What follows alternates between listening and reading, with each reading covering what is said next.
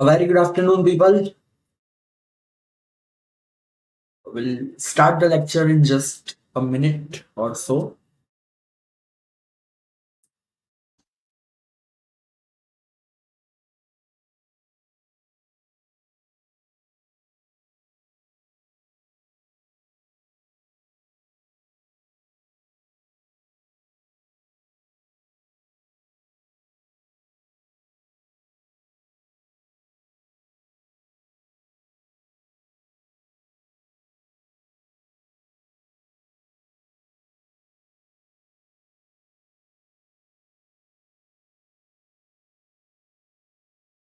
Okay, a very big welcome to all of you.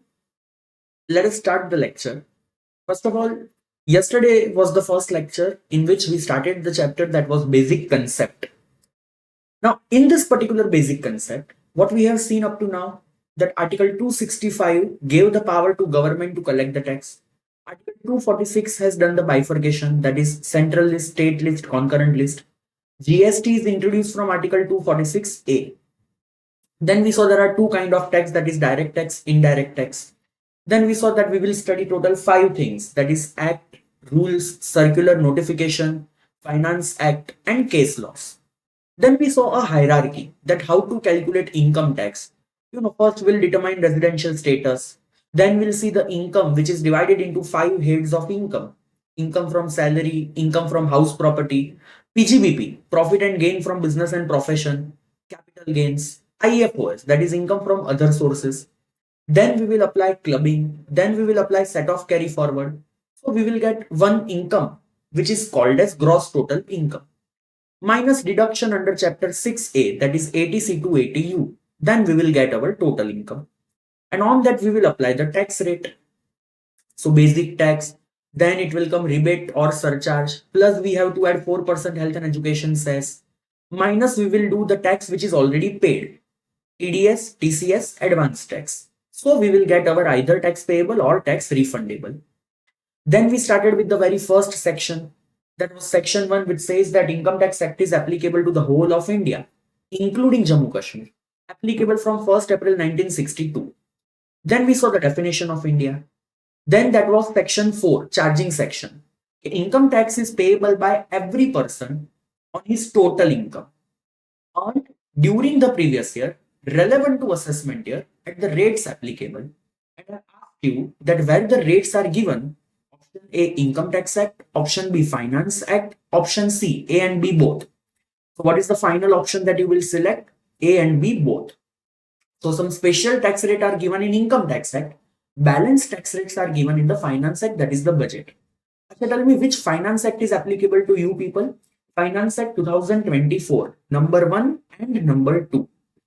First budget came on 1st February 24. Second one came on 23rd July 2024. And both this budget are applicable to you people. Which financial year is applicable to you? Financial year 2024-25. Achha, first definition was of person. Person has 7 category: individual, HUF, firm, company, AOP, BOI, local authority, artificial judicial person, that is AJP. Then we saw that every inflow which you don't need to repay will become your income. And ultimately we pay the tax on the word called income, not inflow. So the income which is taxable is called as taxable income. But the income on which no tax is applicable, will call it exempt income. Two words we saw then: previous year, assessment year. Previous year means the year in which you earn the income. Assessment year means the year in which that income is calculated, tax is calculated, that is paid, return of income is filed. So which previous year is applicable to you? 24-25. Which assessment year is applicable to you? 25-26. And that is what all we saw in the last lecture. Then we started with the rate of taxes. Achha, rate of taxes first we saw for 5%. Common tax rate is applicable for those 5%. Which are those 5 persons? Individual, HUF, AOP, BOI, AJP. Can I say they are bifurcated into this 3 column? First, resident individual below age of 60, plus HUF, AOP, BOI, AJP, plus all non-resident individual. Up to 2,50,000, there is no tax. So this limit is called as what? Basic exemption limit. 2,50,000 till 5 lakh 5%, 5 lakh to 10 lakh 20%, above 10 lakh 30%. If you are a resident individual of age 60 or more, you will be called as senior citizen. Up to 3 lakh there will be no tax, but then balance will remain same. Acha, if you are a resident individual of age 80 or more, you will be called as very senior citizen ya to super senior citizen. Up to 5 lakh there will be no tax, balance will remain same. And on all this basic tax, what you ultimately need to add 4% health and education cess. That is to be counted on the tax, not on the income. But now there was one small note which was pending yesterday, which I am supposed to start it with today. First, what I want to ask is, tell me one thing, people. If, let's say, our financial year is 24-25. Now, what if in the beginning of the year 24-25, I was of the age 59, but let's say my birthday was in January 25, wherein I completed 60th year of age and started 61st year. So by the year end, that is on 31st March 25, now I am aged 60 years. So my completed age is 60, but when the year began, my completed age was 59. For 9 months, I was of 59 years. For balance 3 months, I was of 60 years.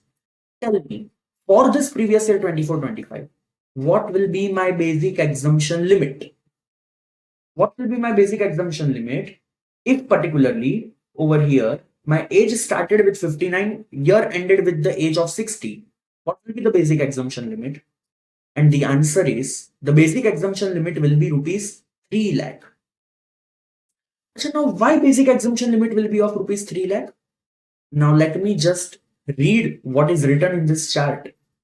A resident individual of age 60 or more at any time during previous year, for even one day also, if you are a resident senior citizen, then higher basic exemption limit is applicable and not that 2,50,000.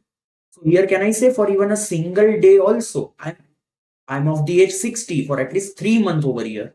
And that's why my basic exemption limit will be 3 lakh and not 2,50,000. Similarly, let's say in the beginning of the year 24-25, I was of the age, let's say 79. And by the year ends, 31st March 25, I have attained the age of 80 years. Then what will be my basic exemption limit for the year 24-25? That will be 5 lakh rupees. Because third column has written the same wordings. Resident individual of age 80 or more at any time during the previous year. So even for one day also, if you complete 80 years, then you will be called as very senior citizen and 5 lakh rupees of basic exemption limit will be yours. Achha, indirectly what I can say is, you have to see the age at the end of the previous year, not in the beginning. So if in the end of the previous year, you have completed 60 years of age, 3 lakh rupees, 80 years of age, 5 lakh rupees. Are you clear up to now? So you have to see the age by end of the previous year, not beginning of the previous year. Now, one more point. Let me ask you one more question. Let's say 24-25, I'm of the age 59. My birth date is on 31st March 2025. So on exactly 31st March 2025, my birthday is there, on which I completed 60th year, started 61st year of my life. Tell me, for the financial year 24-25, for the previous year 24-25, what will be my basic exemption limit? Obviously, the answer is what? 3 lakh. Because I completed 60th year on the last day, that is also okay. Even for one day, I completed 60th year, and hence basic exemption limit applicable will be what? 3 lakh rupees. Now give me the answer. Financial year is 24-25. I have completed 59 years of age. Let's say my birthday is on 1st April 2025. That is next year ka first day. And what if I complete my 60th year on 1st April 25 and I start obviously 61st year on the same date? Now tell me, for previous year 24-25, what will be my basic exemption limit? What will be my basic exemption limit for 24-25 now? So the answer is even for 24-25, basic exemption limit will be 3 lakh. Why? I have not completed 60th year in the year 24-25. I have completed 60th year on 1st April 25. That is the next year ka first day. Then why higher limit is applicable in this year? Okay. Now let me share you some exciting thing over here. Tell me, if a year is starting on 1st January, whether it will end on next 1st January or it will end on 31st December. Can I say it will end on 31st December? From next 1st January, what will start? New year. Similarly, the year which start on 1st April is completed on 31st March. Can I say from next 1st April, new year will get start? Yes. If let's say Mr. A is coming to me and he's saying today that sir, I have completed my 18th year of age today. Today is my birthday. I have completed 18th year and I'm starting 19th year. Then beta, he's wrong. What he need to tell me, that sir, today is my birthday. Yesterday I have completed 18th year of my age, and from the day of the birthday, my new year is getting started. That is 19th year. See, Supreme Court has said in the judgment, you know why we celebrate the birthday? Not because the old age is getting completed, that completed one day prior to the birthday. We celebrate the birthday because the new year is getting started. Now apply the same logic over here. If my birthday is on 1st April 25, I'm completing 60th year and I'm starting 61st year. Tell me, actually I'm completing 60th year on which date? Can I say actually I'm completing 60th year on the day preceding to this? That will be 31st March 2025. And hence I have completed 60th year in the year 24-25. Because of that, basic exemption limit will be 3 lakh. And from 1st April 25, the new year is getting started, that is 61st year. Okay, now tell me, 24-25, I was of 59 years. My birthday is on 2nd April 2025, on which I completed 60th year and I'm starting 61st. That is what written in the question. Tell me, now for the year 24-25, what will be my basic exemption limit? So now the answer is 2,50,000. What is the simple reason? Can I say if my birthday is on 2nd April 25, then I completed 60th year on the day prior to the birthday. That is 1st April 25, which is covered by which year? 25-26. I have not completed 60th year of age in the year 24-25 and hence higher basic exemption limit is not applicable. So this is what I have written over here. What is the exact meaning of at any time during the previous year? Even for one day also. So that is the circular of CBDT. CBDT has given this circular. If any person has birth date on 1st April 25, completing 60th year, starting 61st year, then actually he is completing 60th year on the preceding date. That is 31st March 25, and which is covered by which financial year? 24-25, and hence higher basic exemption limit available for previous year 24-25 also. Achha, please understand one thing, you have to see the age in previous year, not in assessment year. See, in assessment year, we just do the calculation. All the data, all the fact, we have to catch from previous year only. So the age also you have to see from which year? Previous year. That is for us, previous year 24-25. Are you understanding up to now? Okay. Now, these were some of the questions that we have seen yesterday. These 3 questions also we have done yesterday. Answers also we have discussed yesterday. Now, this tax rate for individual HUF, AOP, BOI, AJP, every year budget comes. Every year people were waiting for new tax rate to come. And every year what government was doing, whatever was the rates given earlier, they were just doing it copy paste. Since last 10 years, these tax rates are same. Since last 10 years, there are no changes in this tax rate. So people have demanded that government should bring some new tax system where the tax rate should get substantially reduced. And based on the demand, whatever Finance Minister Nirmala Sitharaman Madam has said, okay, we are bringing now new tax system. new tax rate for individual HUF, AOP, BOI, AJP. And what are those new tax rate? Up to 3 lakh. If your income is up to 3 lakh, tax will be 0. And this 3 lakh limit will be for all. Below 60, more than 60, more than 80, we don't care. For you, the basic exemption limit will be now onwards how much? 3 lakh. Achha, 3 lakh to 7 lakh, it will be 5%. 7 lakh to 10 lakh, it will be 10%. 10 lakh to 12 lakh, it will be 15%. 12 lakh to 15 lakh, it will be 20%. And whatever is the income over and above 15 lakh, on that 30%. These are the new tax rate. These are the new tax rate applicable over here.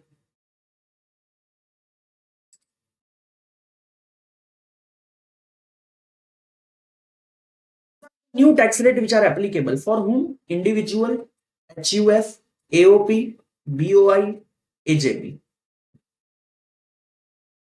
Now understand what will happen over here. I taught you old tax rate, and that I told you yesterday. In the lecture of yesterday, we saw this table that is all about 2,50,000 limit for senior citizen, 3 lakh for very senior citizen, 5 lakh. And now what I'm saying is for all this 5%, now new tax rate are there up to 3 lakh 0, 3 lakh to 7 lakh 5%, 7 lakh to 10 lakh 10%, 10 lakh to 12 lakh 15%, 12 lakh to 15 lakh 20%, more than 15 lakh 30%. Then sir, why you taught old rates? What government said, these are the new tax rate, agreed, but you have an option. If you want, you can follow this new tax rate. If you want, you can follow the old tax rate. You have an option. So this is new tax rate, and whatever we learned yesterday was the old tax rate, even that is also continuing. Now we have two options. It is called as two tax regime, that either you can follow old tax system or you can follow this new tax system. Achha, this new tax is given in Income Tax Act by way of section 115 BAC. The section number is what? 115 BAC. But whether any person is mad enough that he will follow the old system, obviously the new system contains the lower tax, then why anybody will go for the old? See, what government has said, you can follow this new tax system, but the cost is you will not get certain deductions, certain exemptions that Act is giving as of now. You have to forego those deductions, you have to forego those exemptions, you have to recompute your income. Based on that higher income, this new tax rate will get applicable. Achha, what if you want to go for old tax regime? Yeah, the old tax rate, you can claim all those deductions that are available, all those exemptions that are available, and on that earlier tax rate will get applied. So basically, let's say if a client is coming to us and he's saying that, sir, my gross total income is, let's assume, 10 lakh, and I'm claiming deduction under chapter 6A, 2 lakh. So my total income comes to 8 lakh. Now this total income is as per old system because he has taken every deduction. Tell me, if my client is a normal resident person below 60 years, total income is rupees 8 lakh, what will be his tax payable as per old regime?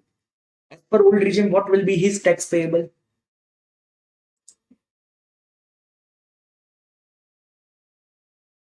So can I say up to 5 lakh, up to 2 lakh 50,000, there will be no tax.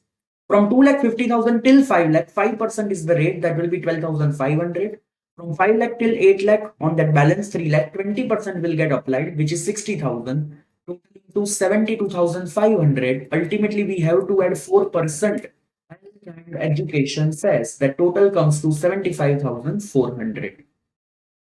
But now, what if my client says that now we want to also check that what is the tax payable in the new system, that is under section 115 BAC?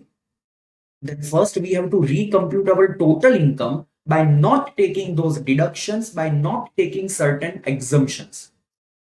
Let's assume here this 2 lakh rupees of the deduction is not allowed under 115 BAC. So what will be the total income as per new system? 10 lakh.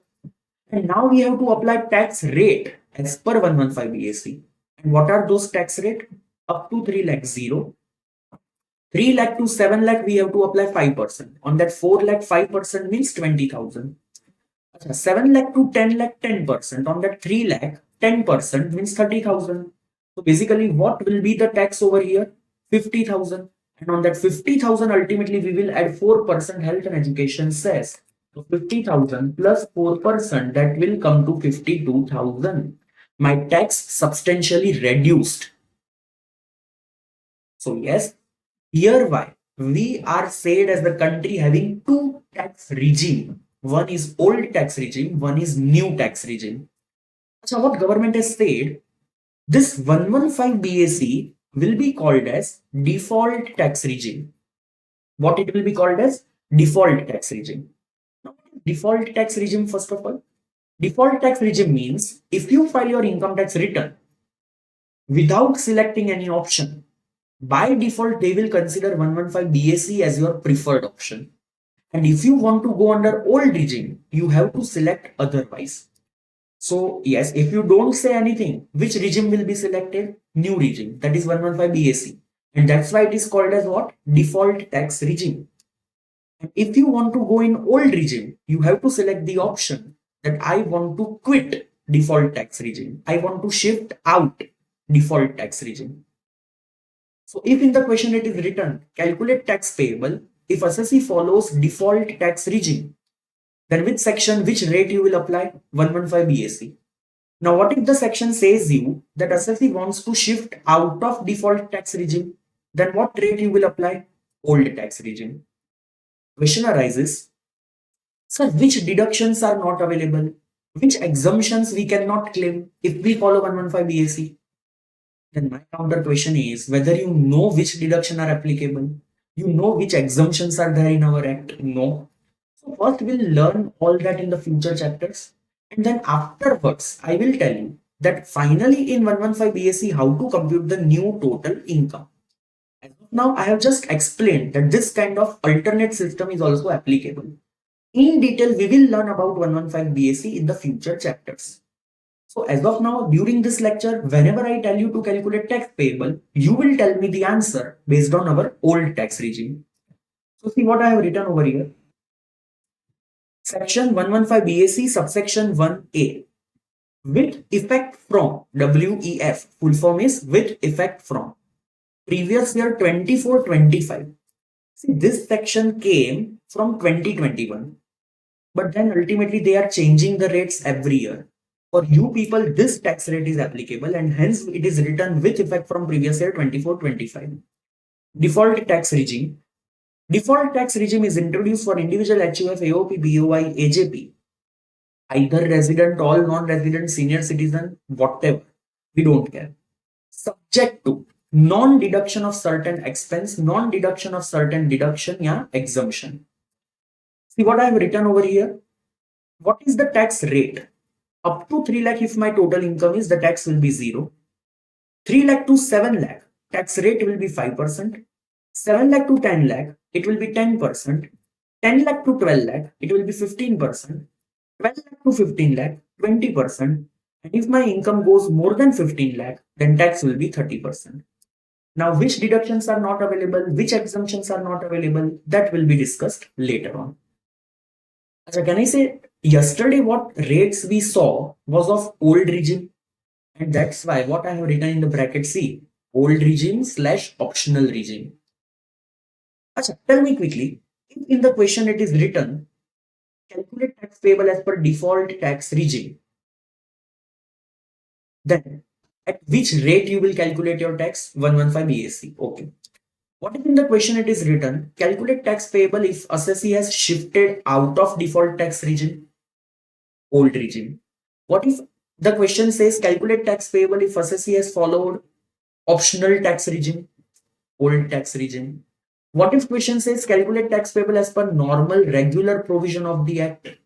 Old tax regime. What if the question says calculate tax payable? Full stop. Then you have to calculate as per both old regime also, 115 BAC also. Are you understanding my point? So please remember, for this 5 people, that is individual HUF, AOP, BOI, AJP, we have 2 tax regime. One is old regime, one is 115 BAC. When you follow old regime, tax rates are high. But while calculating the income, you get many deductions, many exemptions. But in 115 BAC, the tax rates are lower, subject to non-deduction of deductions, non-deductions of exemptions. I guess up to now it is clear. Now, this basic tax what we saw was of this 5 category: individual HUF, AOP, BOI, AJP. Let us understand the tax rate if you are a firm. Firm means obviously partnership firm, which includes LLP, yeah, local authority. A firm, LLP, local authority, for them, flat 30% is applicable. Flat 30%. See, plus 4% health and education cess is common for all. That is always applicable. But see, their life is very simple. If they have 1 rupee of income, then also 30%, 10 rupees of income, then also 30%, 30 crores of income, then also basic tax is applicable at what percentage? 30%. Let's say there is a partnership from ABC and company. Total income is 45 lakh. So tell me, what will be the tax payable if the total income is 45 lakh? If the total income is 45 lakh, what will be the total income? So can I say first what we'll do? 45 lakh into 30%. That will be the basic tax. So basic tax will come to 13 lakh 50,000. In that 13 lakh 50,000, what we will add? 4% health and education cess. So that comes to 14 lakh 4,000. And that is what the tax payable of a partnership firm is. 30% flat rate plus 4% health and education cess. Are you understanding? It's too simple. Nothing difficult in this. Then the basic tax which we are going to discuss is of cooperative society. Now tell me, cooperative society, where it is actually covered in the definition of person? Cooperative society, where it is covered in the definition of person? AOP, association of person. And the rate of taxes for association of person we already saw, old regime ya 115 BAC. But cooperative society has some separate tax rate. So all other association of person had that common tax rate. Cooperative society has some different tax rate. These are also slab rate. But see which kind of tax rate they have given. If the total income of this cooperative society is up to 10,000, tax rate will be 10%. If their income is in between 10,000 to 20,000, the tax rate will be 20%. And if the total income is going above 20,000, tax rate will be 30%. Overall 4% size is though applicable over here also. Tell me one thing. What is the basic exemption limit over here? What is the basic exemption limit applicable? Nothing. Can we say from very first rupee 10% is applicable? There is nothing called basic exemption limit. Like for partnership firm also, from the very first rupee 30% tax rate is applicable. Even there is also no basic exemption limit. So the word basic exemption limit comes only when up to certain extent zero tax is applicable. Here though from the very first rupee tax is applicable. And that's why basic exemption limit is not applicable in cooperative society also. It is not applicable in partnership firm also. So what are the basic tax rate of cooperative society? Up to 10,000, 10%, 10,000 to 20,000, 20%, above 20,000, 30%. Are you understanding up to now? Now, what is the very next status over here? Company. What is the tax rate applicable in our country for a company? If you are a foreign company, means the company which is not registered in India, not having registered office in India, for that company, flat 35% is the tax rate. So it is somewhat more tax that we are collecting, but that is okay. To a foreign company, how much is the tax rate? Flat 35% plus 4% cess. And for a domestic company, the tax rate is 30%. So foreign company 35%, domestic company 30%. However, if you are a small domestic company, small not as per Companies Act, if you are a small domestic company, the tax rate will be only 25%. So to a normal domestic company, a big domestic company, 30% tax rate is applicable, but to the small domestic company, only 25% tax rate is applicable. Question arises, how to see whether that company is a small company or not? If the turnover, what is the meaning of turnover? Sales. If the turnover is less than or equal to 400 crore, up to 400 crore, the company is a smaller one, only 25% tax rate applicable. Of which year turnover we have to see? Now see, understand. Which year tax rate we are looking as of now? 24-25. So we can't see the turnover of 24-25 to decide the tax rate. Because there is a concept called advance tax that we will study later on, much afterwards. But in that concept, we will see that you should know your tax rate in the beginning of the year. But the sales of this year will be determined only after the end of the year. So I cannot see the turnover of 24-25 to decide the tax rate of 24-25. Then one option is we could have seen the turnover of 23-24. Government has said no. Why? The budget of 24-25 comes on 1st February 24. And can I say on 1st February 24, financial year 23-24 is still open? If government announce that if your turnover in the year 23-24 is up to 400 crore, then in upcoming financial year, only 25% will be your tax rate. What people will do? Books of account is still open on the date of budget. So people will manipulate that books of account in the year 23-24 so as their turnover is up to 400 crore. So that in the next financial year, the tax rate comes only 25%. And hence what government said, we will see the base, we will see the turnover of the year of which books are already closed on the date of budget. So which year books are already closed on the date of budget? 22-23. People cannot manipulate the books of account of 22-23 on this budget date. And hence government said the turnover limit of 400 crore is to be compared with the turnover of 22-23. And based on that, the rate of tax will be decided for 24-25. So what is the conclusion now? For a foreign company, the tax rate will be always 35%. For a domestic company, the general tax rate is 30%. However, if your turnover of 22-23 is less than or equal to 400 crore, the tax rate will be only 25%. For which year? 24-25. Means you have to see the turnover of current year? No. Preceding year? No. Preceding to preceding year. We have to see the turnover of preceding to preceding year, and based on that, we will decide the tax rate of 24-25. Tell me, what if I am a newly incorporated domestic company in the year 24-25? I am having no turnover at all because I was not there. Then can I say your turnover in 22-23 was zero? And if it was zero, it is less than or equal to 400 crore. Your tax rate in 24-25 will be 25%. So if you are a newly incorporated company, the tax rate will be 25%. See what I have written ultimately.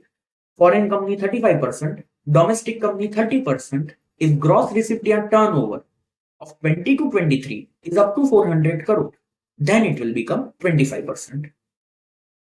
Okay, let's solve this example. Tata Limited, gross total income 60 lakh, deductions 2 lakh. Turnover of 24-25 500 crore, turnover of 22-23 100 crore. What will be the tax payable for previous year 24-25? You tell me the amount of tax payable for the year 24-25.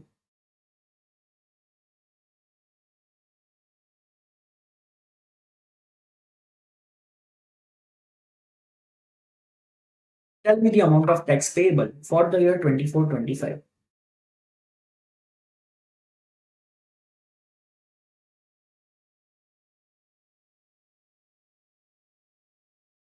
First of all, whether tax is applicable on gross total income or total income?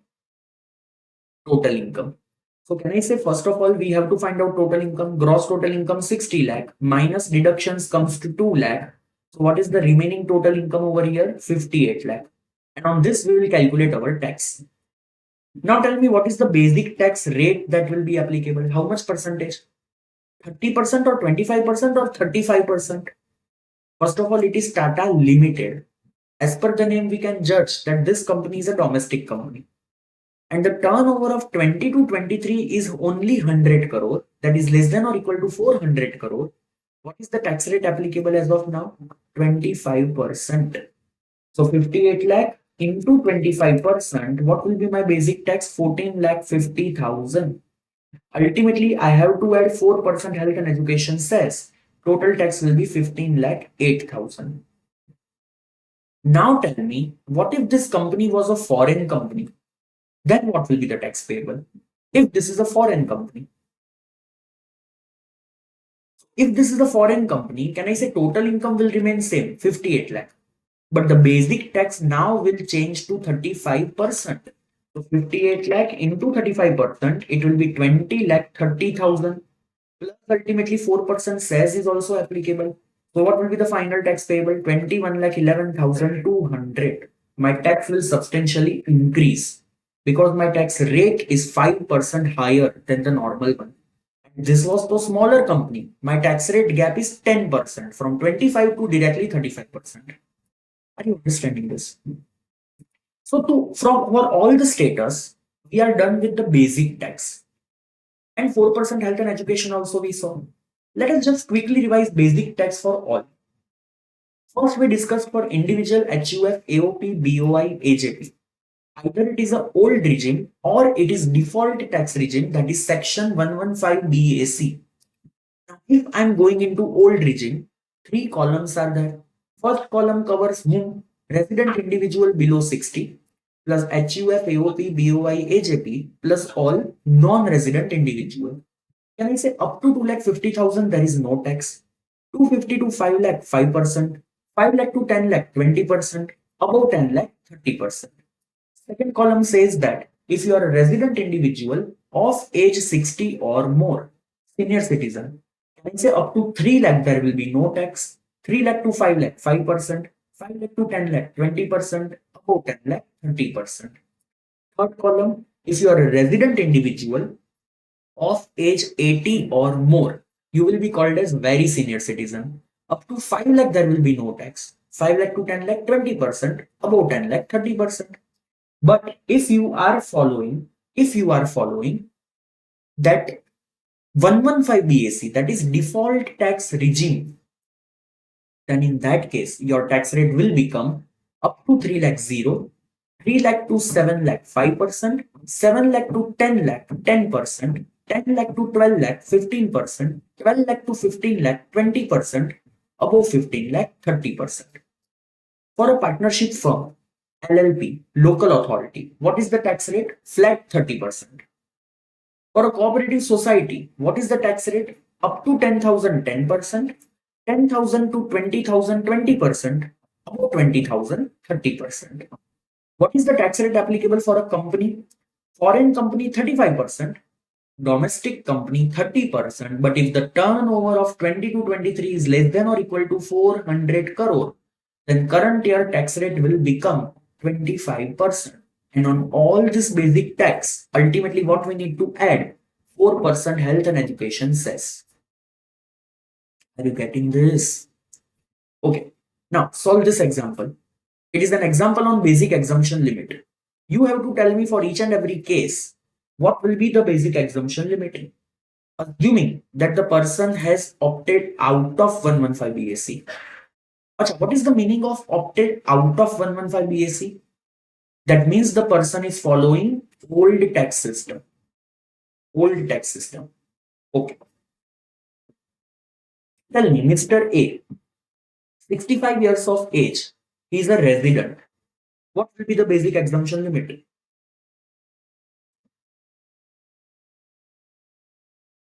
Right? 3 lakh rupees. 3 lakh rupees will become the basic exemption limit. Okay, Mr. B, 59 years, non-resident. What will be the basic exemption limit? 2,50,000. Okay, Mr. C, 85 years, non-resident. Tell me, he's of the age 85. What will be the basic exemption limit?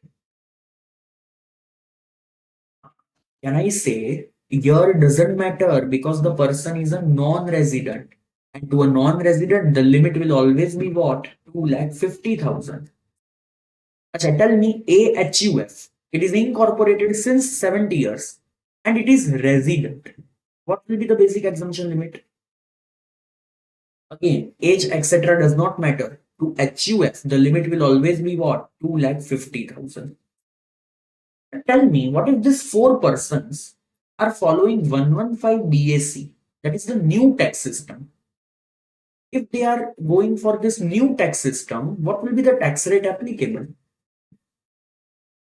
If they are going for this new tax system, can I say we don't care what is the age, what is your residential status? For everybody, the basic exemption limit will be what? 3 lakh, 3 lakh, 3 lakh, 3 lakh. Are you getting my point?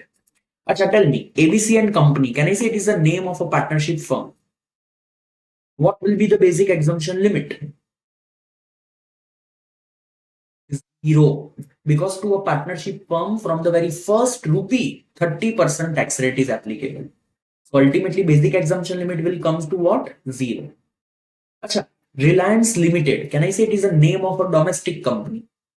Tell me, what will be the basic exemption limit? Zero. Because again, from the very first rupee, either 25% or 30% tax rate will be applicable. So this is how we calculate our basic tax. This is how we see our basic exemption limits. Now,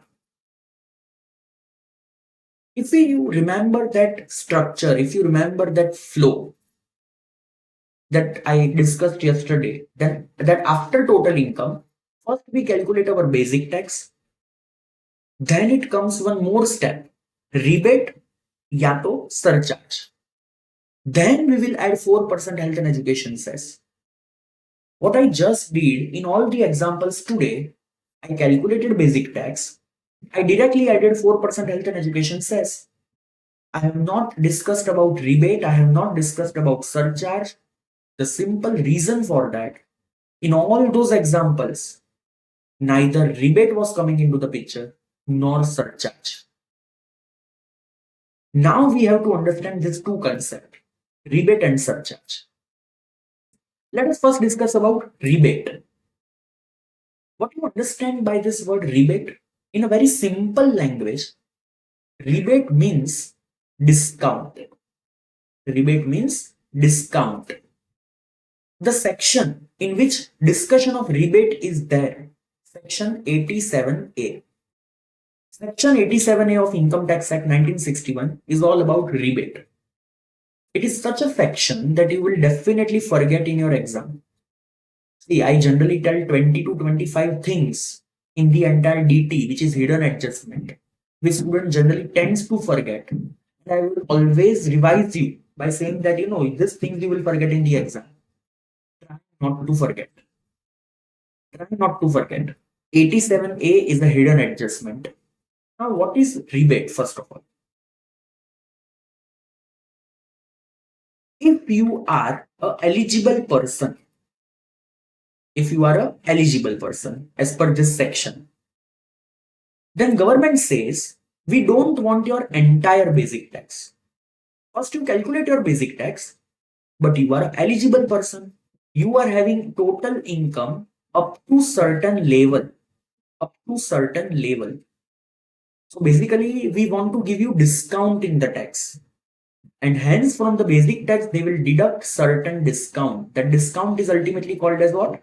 Rebate. And then if any tax is still payable, on that 4% health and education cess will be applicable. So first you have to see who is eligible person. He is eligible if his income is up to a certain level, and then he will get a discount from the basic tax. Now let us see the eligibility criteria of 87A. This is same like you are ordering some food on Swiggy or Zomato, and the menu card rate will be same for all. But you are a particular person to whom one coupon is applicable. So you will apply that coupon. And because of that coupon, you will get a discount from your final menu card rate. This discount, this rebate works in a same manner. So basic tax will be computed like it is computed for all. But you are a special person who is covered under this section. So from your basic tax, government will give you a discount. That is a rebate. And on the balance tax, ultimately 4% as applicable. And that will be your tax payable. Now see who is eligible for this discount. Resident, individual, whose total income, what is the meaning of total income? Gross total income minus deduction under chapter 6A. That is ultimately taxable income, total income. So if you are a resident, individual, your total income is up to rupees 5 lakh. Your total income is up to rupees 5 lakh. That is less than or equal to 5 lakh. Then government said you calculate first of all your basic tax, and from that basic tax you take a rebate. What is the rebate that government is offering? Basic tax or 12,500, whichever is lower. Means maximum discount available is 12,500. And then whatever is the balance tax, add 4% says, if any. Okay. Who is eligible for this section? Let us repeat it once. Resident, individual, total income is up to rupees 5 lakh. And how much rebate is applicable? Basic tax or 12,500, whichever is lower. Okay. Let's say I'm a resident person, Mr. A. My age is 50 years. My total income is, let's say, 3 lakh rupees. First of all, forget about rebate. Tell me what is my basic tax? What is my basic tax? If I'm a resident individual, aged below 60, total income is 3 lakh, what will be my basic tax? So can I say up to 2,50,000 it is 0. From 250 to 3 lakh, what I have to apply? 5%. So on 50,000, 5% that comes to what? 2,500. This is my basic tax. But now understand, I can't add 4% health and education cess. Reason? I'm a resident individual. Total income is less than or equal to 5 lakh. I'm eligible for rebate, hidden adjustment. Now from this basic tax, I will deduct rebate under section 87A. Achha, how much discount is available? 100% of your basic tax or 12,500, whichever is lower. What is whichever is lower in this case? Full 2,500. So balance tax payable is 0. And then add 4% says that in Kelsey also it will be 0. Something okay. So moral of the story, rebate is deducted first, then cess will come. It cannot be used vice versa. Okay. Tell me, what if I'm a person, Mr. A, aged 40 years, resident. Total income is 4,50,000. Tell me, forget about rebate. What is my basic tax? Calculate. What is my basic tax? I'm asking all as per old regime. As per old regime. Tell me, what is my basic tax? As per old regime.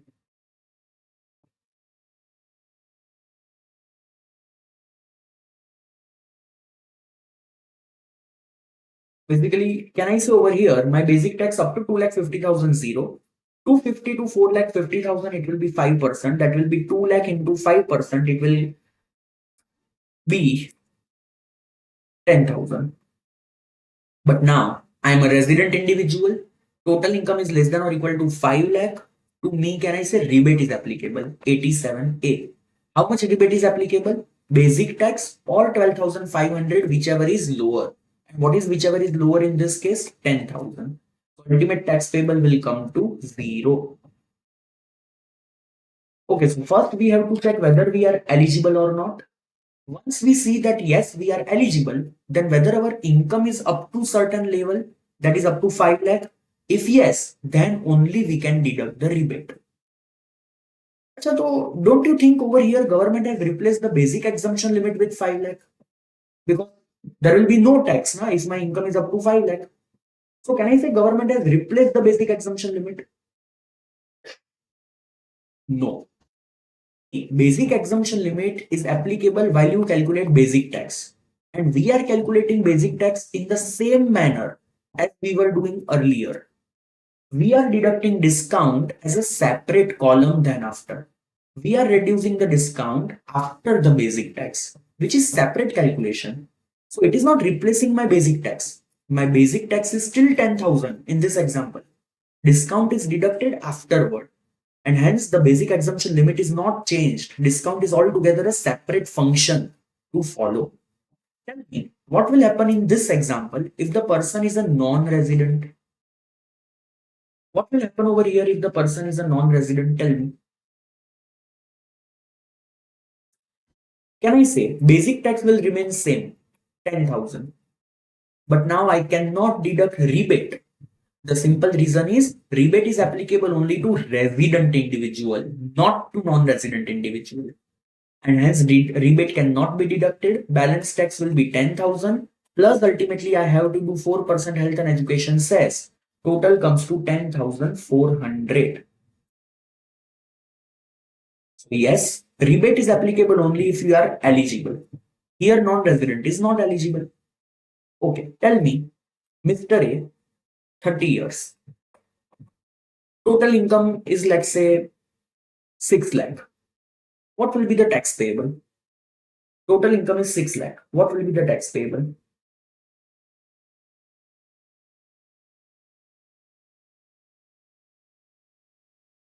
First, what I have to calculate? Basic tax. How much basic tax will be there?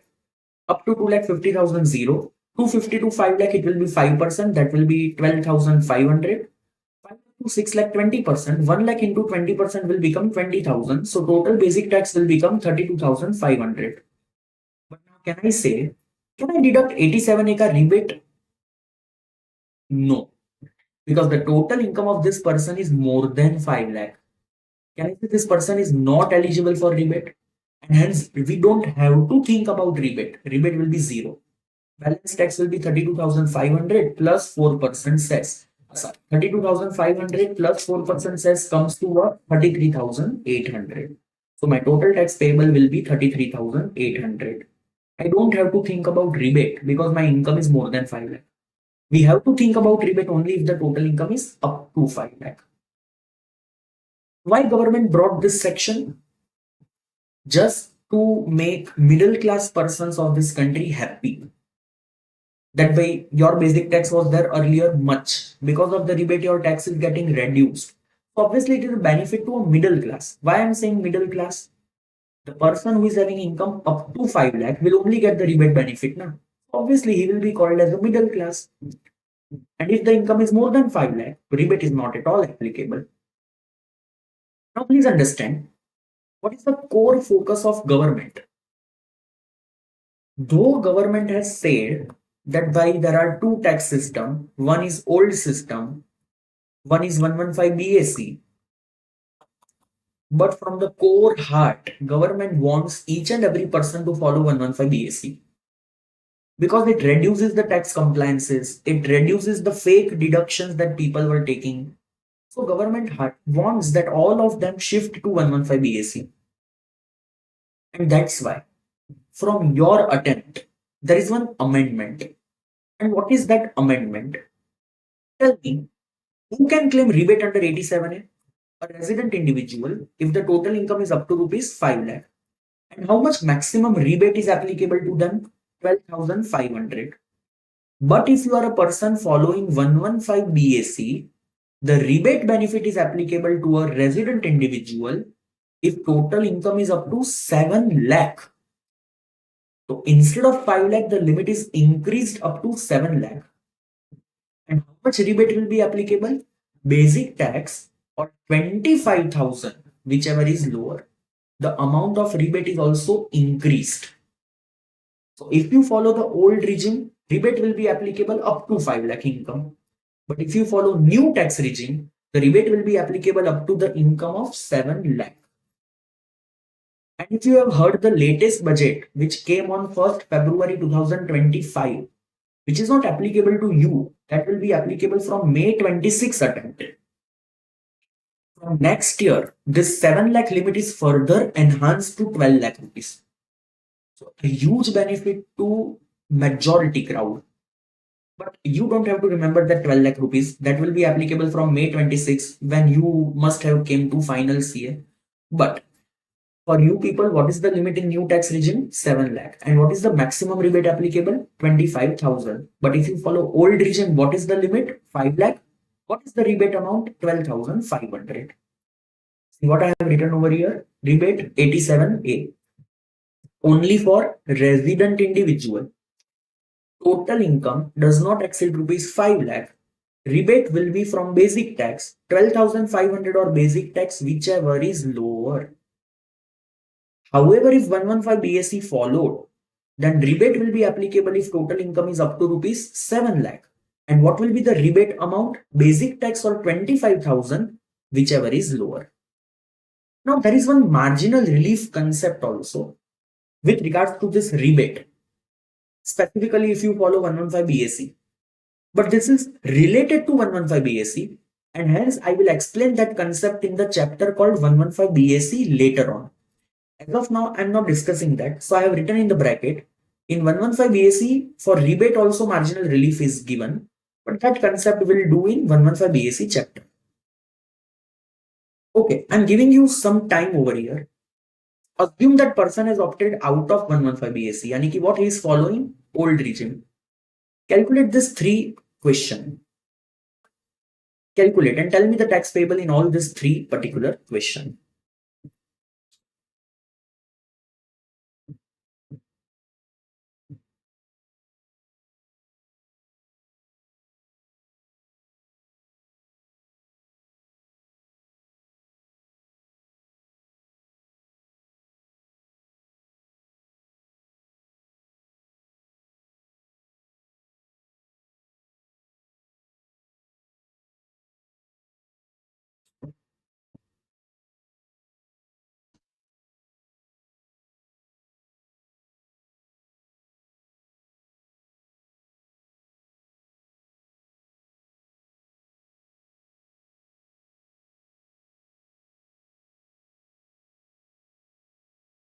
So meanwhile, you are calculating, just one thing to clarify. This concept is only for a resident individual.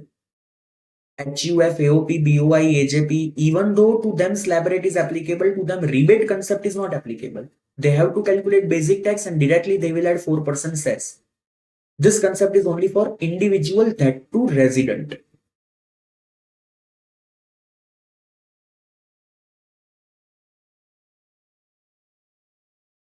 Okay, let us do the first question first of all.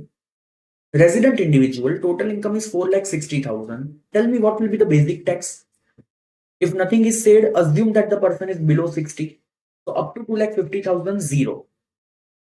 Now 250 till 4,60,000, the tax rate will be 5%. So now it will come to 10,500. Whether this person is eligible for rebate? Tell me whether he is eligible for rebate. Yes, he is resident individual. His total income is less than or equal to 5 lakh. He is eligible for rebate. How much rebate is applicable? Basic tax or 12,500, whichever is lower. So tell me how much rebate I will get over here? 10,500. So what will be my balance tax payable? 0. Now tell me, what if the person is a non-resident? What change will be done in the answer? Can I say first of all, basic tax will remain same? Because earlier also first column, this is also first column of that old regime. Tell me what will be rebate over here? 0. Because rebate is not applicable to non-resident. So what is the tax payable? 10,500, and ultimately I have to add 4% health and education cess. That comes to 10920. Now solve this. Resident individual, aged 65 years. Total income is 5,10,000. First of all, tell me what will be the basic tax? What will be the basic tax over here?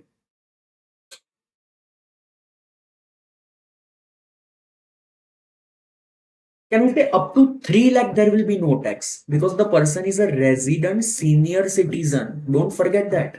Basic exemption limit is 3 lakh. 3 lakh to 5 lakh 5% that comes to 10,000. 5 lakh to 5 lakh 10,000 that is on balance 10,000. 20% that means 2,000. Total basic tax 12,000. Are you understanding this? So up to 3 lakh 0, 3 lakh to 5 lakh 5% that comes to 10,000. 5 lakh till 5 lakh 10,000 that is on balance 10,000 I have to apply 20% that is 2,000. Total basic tax 12,000. Tell me, rebate applicable or not applicable? Rebate applicable or not applicable? Not applicable because the person is not a eligible person. Why he is not a eligible person? Because his total income is now more than 5 lakh. And if you are not eligible, then you don't have to think about amounts. You are not anyways getting rebate now because you are not eligible. Your income has exceeded 5 lakh. You are out of this discount coupon. This coupon is not applicable for you. So now directly you have to add 4% cess. Total tax will be 12480. Are you getting my point? Now, do one thing. Calculate tax payable of this person if he follow 115 BAC. And let us assume the total income remains same. Total income remains same. What will be the tax payable if this person follows 115 BAC? Tell me.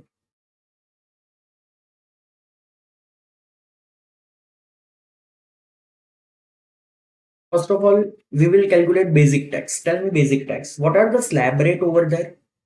Up to 3 lakh 0 for all. 3 lakh to 7 lakh 5%, 7 lakh to 10 lakh 10%, 10 lakh to 12 lakh 15%, 12 lakh to 15 lakh 20%, above 15 lakh 30%. Over here, tell me what will be the basic tax. Can I say it will be like this? Up to 3 lakh 0, 3 lakh till 5 lakh 10,000. On that entire one, only 5%. So 2 lakh 10,000 into 5%, it will come to 10,500 plus 4% says, right? No. Here I have to deduct 87 eka rebate. Why? He's a resident individual and total income is less than or equal to 7 lakh. Because in 115 BAC, the limit comes to 7 lakh. So now he will be eligible for rebate. How much rebate is eligibility in 115 BAC? Basic tax or 25,000, whichever is lower.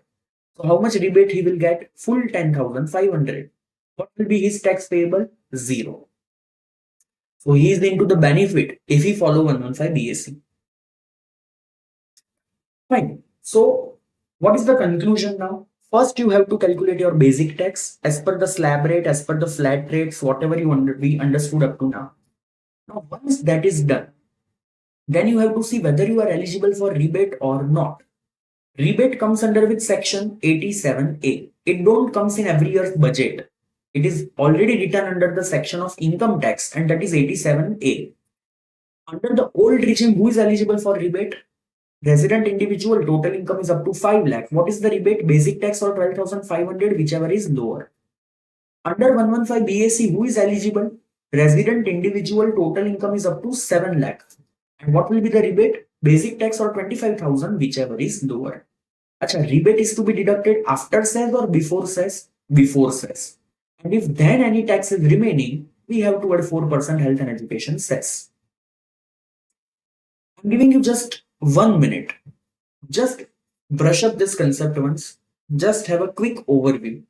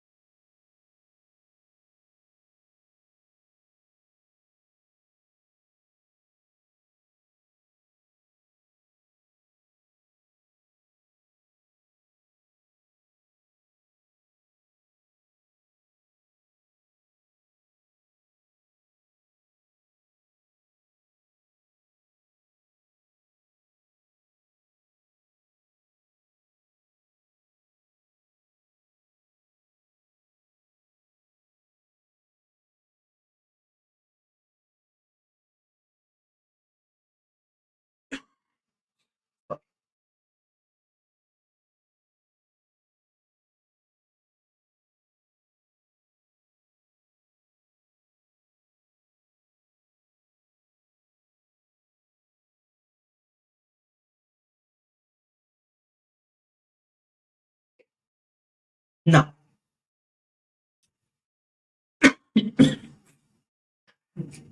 we saw the concept called rebate. So we understood that those who are middle class, whose income is up to a certain level, will get a heavy discount from their tax payable. They will become happy. But can I say, because of this discount, there will be so much loss to the treasury of government. Government will not get the tax revenue because of this rebate, which they were getting earlier. So how this country will work? Country is already in deficit. Because of this rebate, country will be in more deficit. And hence, to cover up the deficit, government came up with a concept called surcharge. Let me tell you the history. In 2014, Congress government brought up the concept of rebate much prior to the election. And to cover up the loss due to rebate in the same year that they came up with the concept called surcharge. In 2019, the limit of rebate was increased and then it became 5 lakh. Earlier it was something different.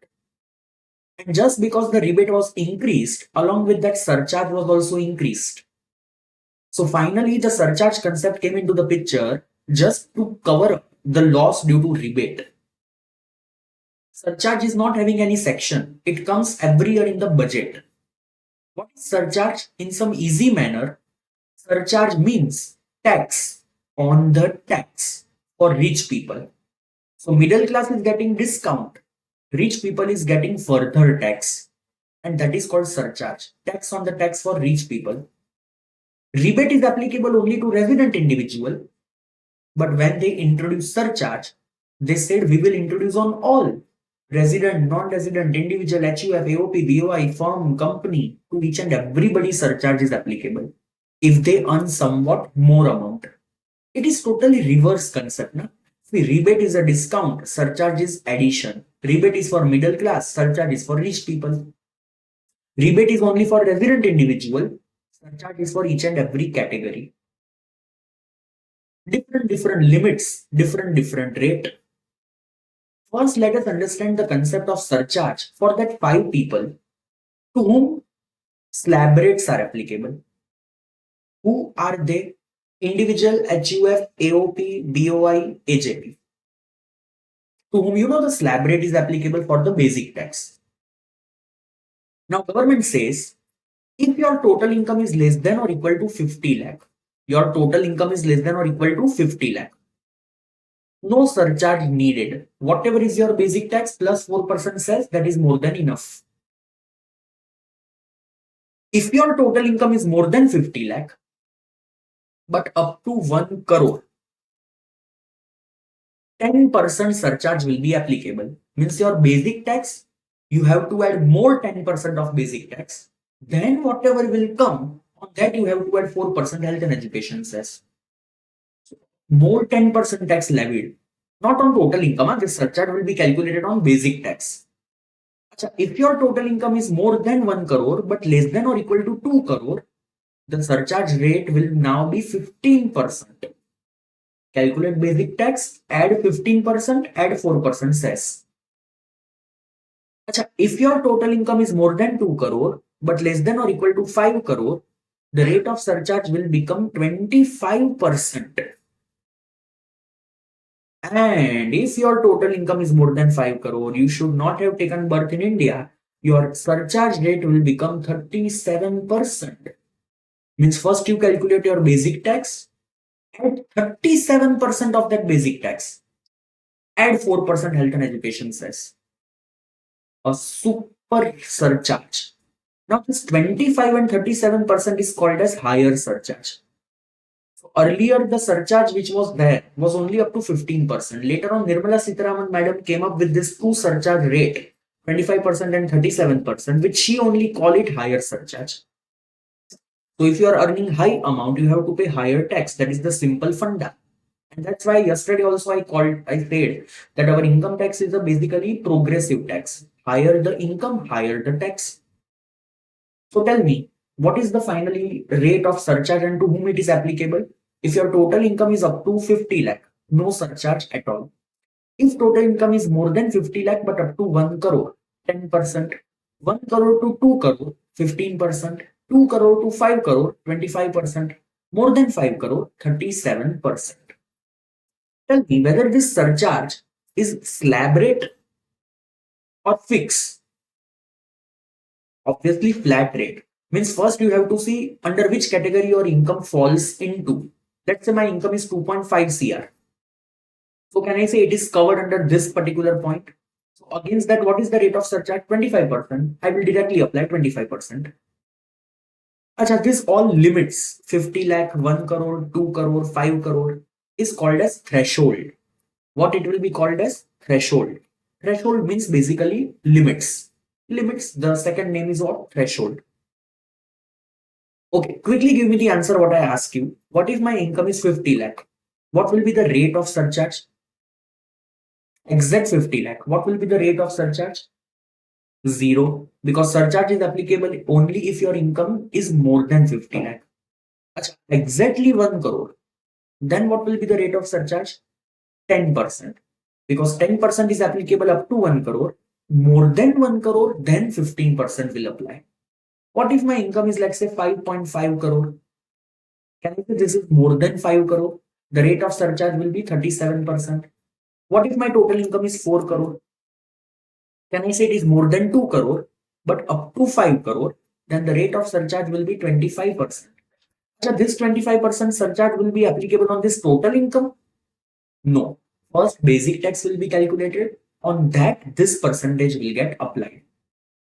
Achha, this surcharge rate is only for those 5 people who they are individual, HUF, AOP, BOI, AJP. If total income is more than 50 lakh but up to 1 crore, the surcharge rate will be 10%. More than 1 crore but up to 2 crore, 15%. More than 2 crore but up to 5 crore, 25%. More than 5 crore, 37%. Achha, I have written so many things into bracket, but all these things are related to capital gain chapter. We will do this surcharge ka topic again in capital gain chapter that I have written also, again to be done in capital gain. Because there is something to understand related to surcharge with regards to capital gain. But now it is not useful for us. This I have written only for your last day revision. Because on last day you are knowing capital gain also, basic concept also. So you can merge that. Achha, what government wants that all the people should start following 115 BAC? First step was they have reduced the tax rate. Second step, they have increased the limit of rebate. That if you follow 115 BAC, rebate is applicable if total income is up to 7 lakh. Third step, to attract the rich people, what government said, if you follow 115 BAC, your higher surcharge will be only 25%, 37% surcharge rate will not apply. Means even though your income is more than 5 crore, the rate of surcharge will still be 25% if you follow what? 115 BAC. For old region, even 37% applicable. For 115 BAC, maximum surcharge will be 25%. Okay. See, I have written one example over here. Assuming the person has opted out of 115 BAC, old region. Let's say there is a person called Mr. Agam. If nothing is said, I am resident below 60. Total income is 63 lakh. First, what you will do? You will calculate basic tax. First, you will calculate basic tax. So can I say we have remembered a ninja technique that up to 10 lakh the tax is fixed, 1,12,500. And more than 10 lakh, can I say it will be 30%? So the total basic tax comes to 17 lakh 2,500. Now, if you observe, your total income is more than 50 lakh, but less than or equal to 1 crore. And hence, how much surcharge will get applied? 10%. So on this basic tax, we will add 10% surcharge. That total comes to 18,72,750. And on that, we will apply 4% health and education cess. Total comes to 19,47,660. So first basic tax. On that, you have to add the rate of surcharge. On that subtotal, you have to add 4% health and education cess. That comes to your tax payable. So tell me, Surcharge comes before health and education says or after health and education says?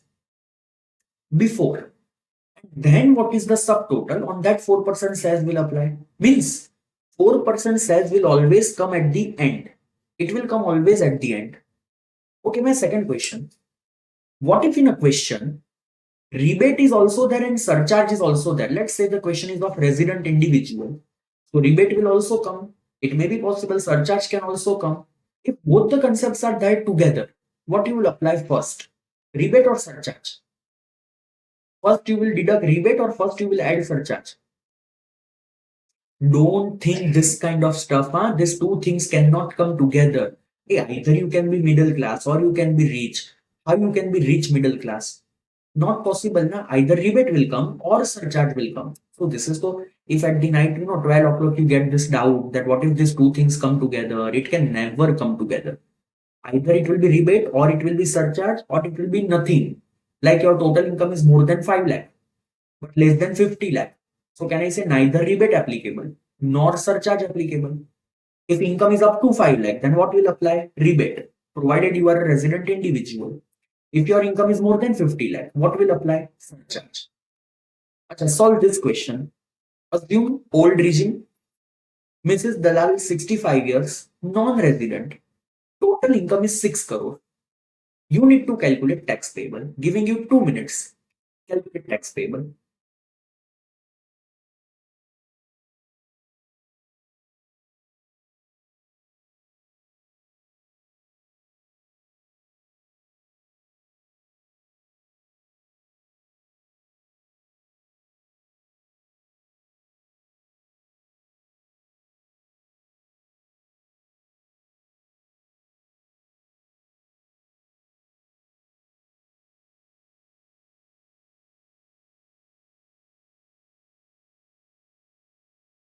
With the tax payable.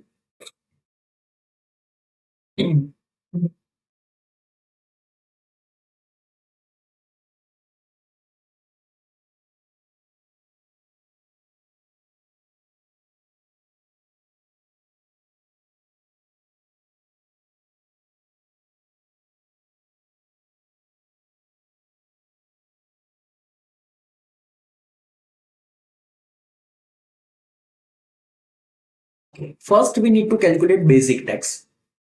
Now, don't see the age. The person is a non-resident. Can I say the limit of 2,50,000 will be applicable? So up to 10 lakh, the tax is fixed. 1,12,500. On the income above 10 lakh, that is 5 crore 90 lakh. Can I say 30% will get applied? That comes to 1 crore 77 lakh plus this 1,12,500. Aggregate basic tax will come to 1 crore 78 lakh 12,500. Now, can I say, even though the person is non-resident, surcharge is anyways applicable. But can I say now the surcharge rate will become 37% because the income is more than 5 crore. So if I add 37% surcharge in this, total comes to 2 crore 44 lakh 3,125. And in this, I have to add 4% health and education cess.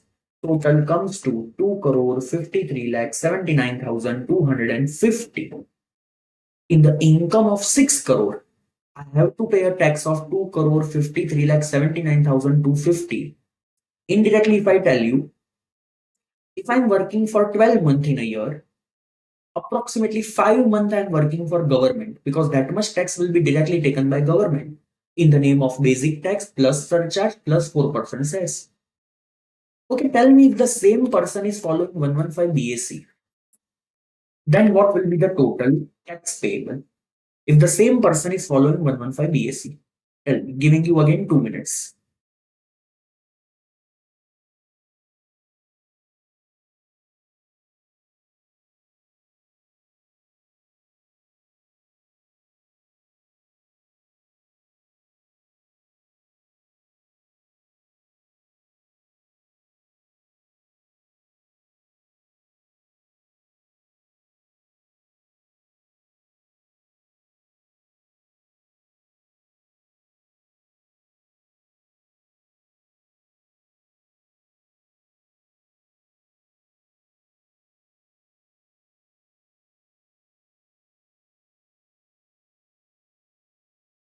Okay, if the same person is following 115 BAC, so first of all, what will change? Basic tax.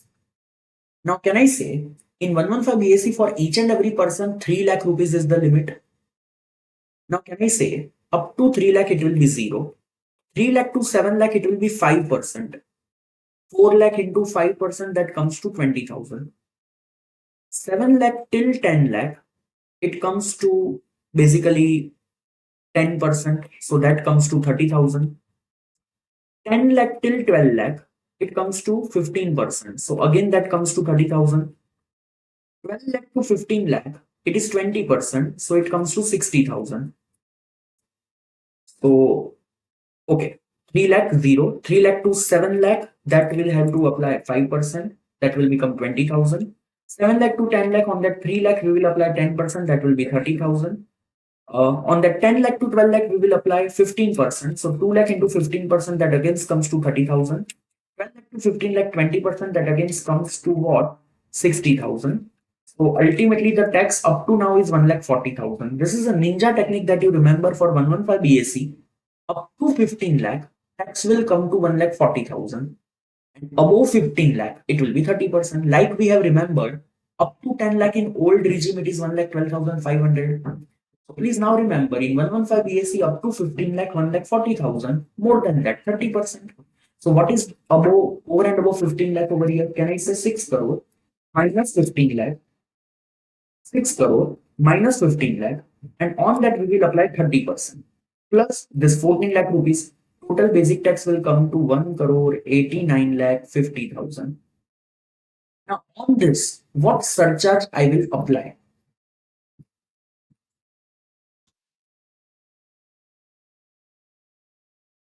How much surcharge I will apply over here? Can I say the surcharge rate which I will apply over here is 25%?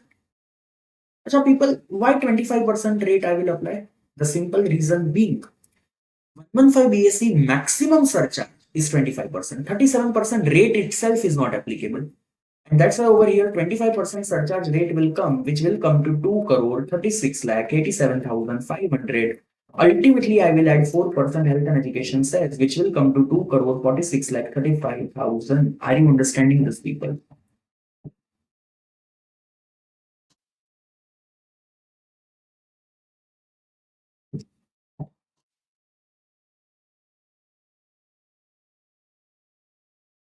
This is how the tax rates are calculated in case surcharge is applicable. If 115 BSD is there, maximum rate of surcharge will become 25%. And in case of old regime, it can come to 37% also.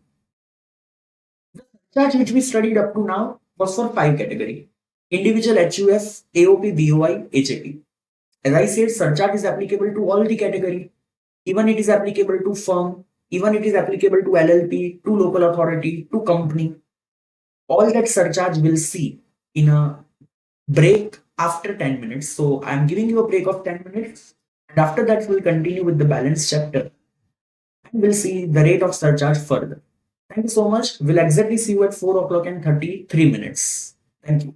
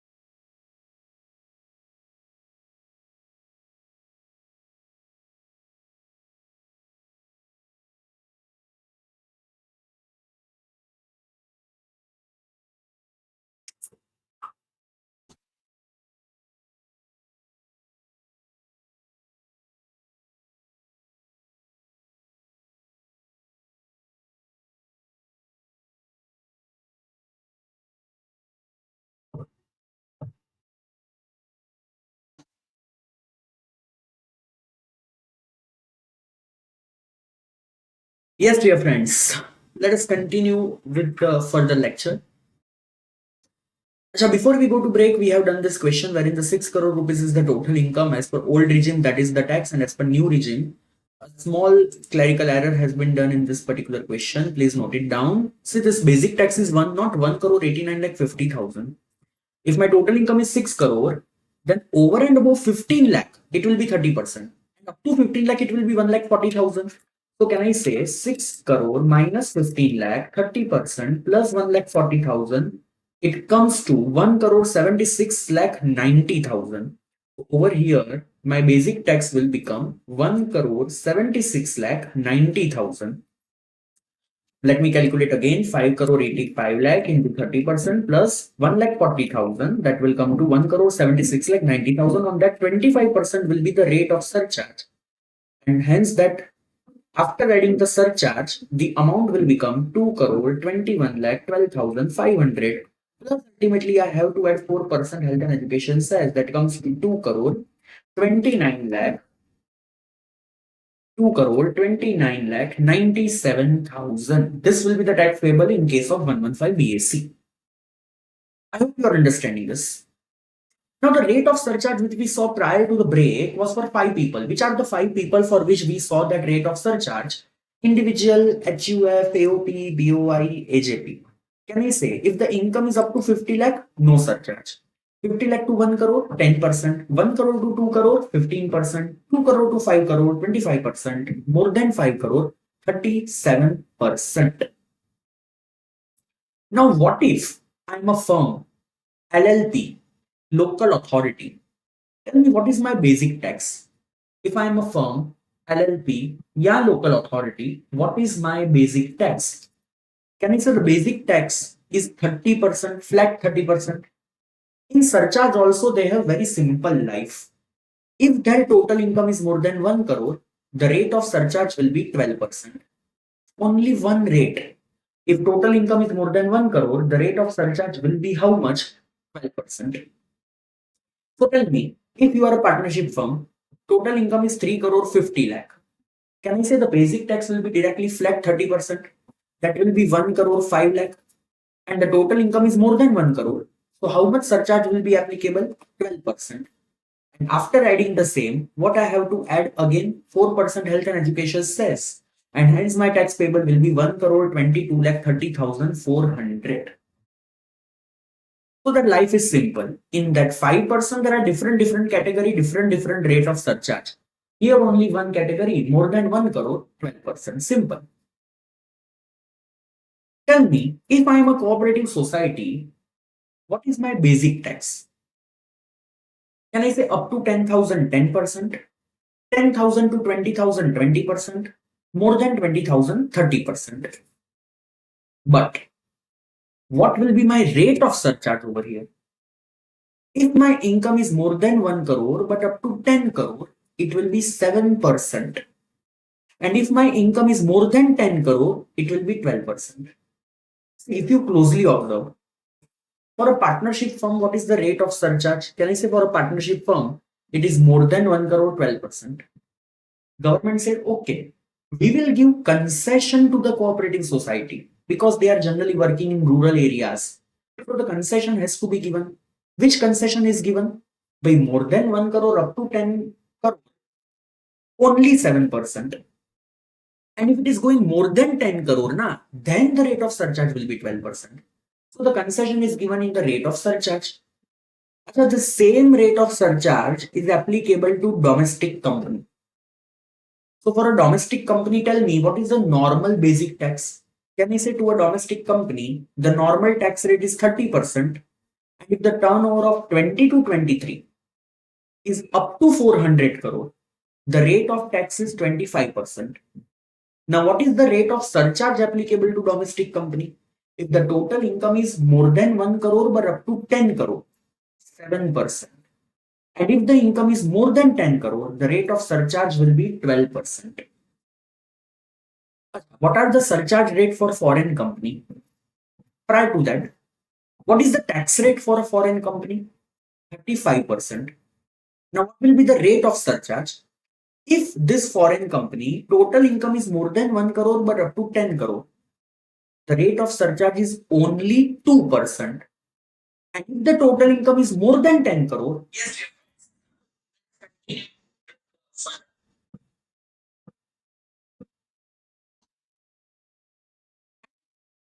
income is more than 10 crore, the rate of surcharge over here will be only 5%. So yes, drastically different is there, drastically different, because the simple reason is the foreign company, the tax rate is higher. And if you levy the same kind of surcharge, can I say they will be required to pay a heavy tax. And that's why the rate of surcharge has been minimized, because their basic tax rate is higher.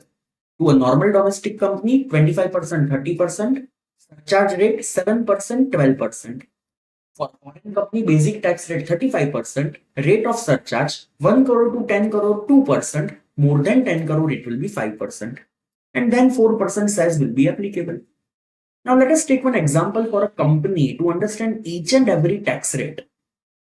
We are comparing four companies over here: Reliance Limited, Tata Limited, let's say Meta, and Apple. As per the name, you can identify this two is domestic company in my example, this two is foreign company. Now let's say the total income is like this: 2 crore, 12 crore, 2 crore, 12 crore. So let's say the turnover of 20 to 23 is like this: 300 crore, 500 crore, 300 crore, 500 crore. Compute tax payable of these four companies. Giving you 2 minutes. Calculate tax payable of these four companies.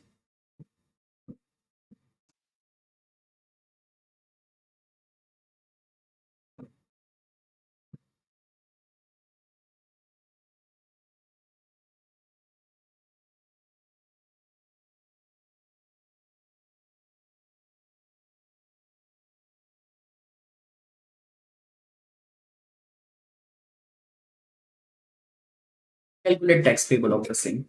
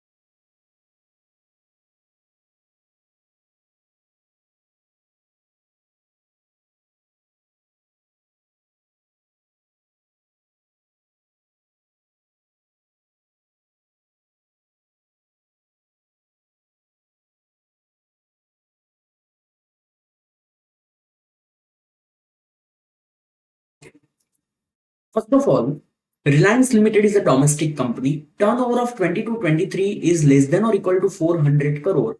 So the basic tax rate that will apply is 25%. And on what will apply this tax rate? On total income. And how much is the total income? 2 crore. So on 2 crore, 25%, that comes to 50 lakh rupees.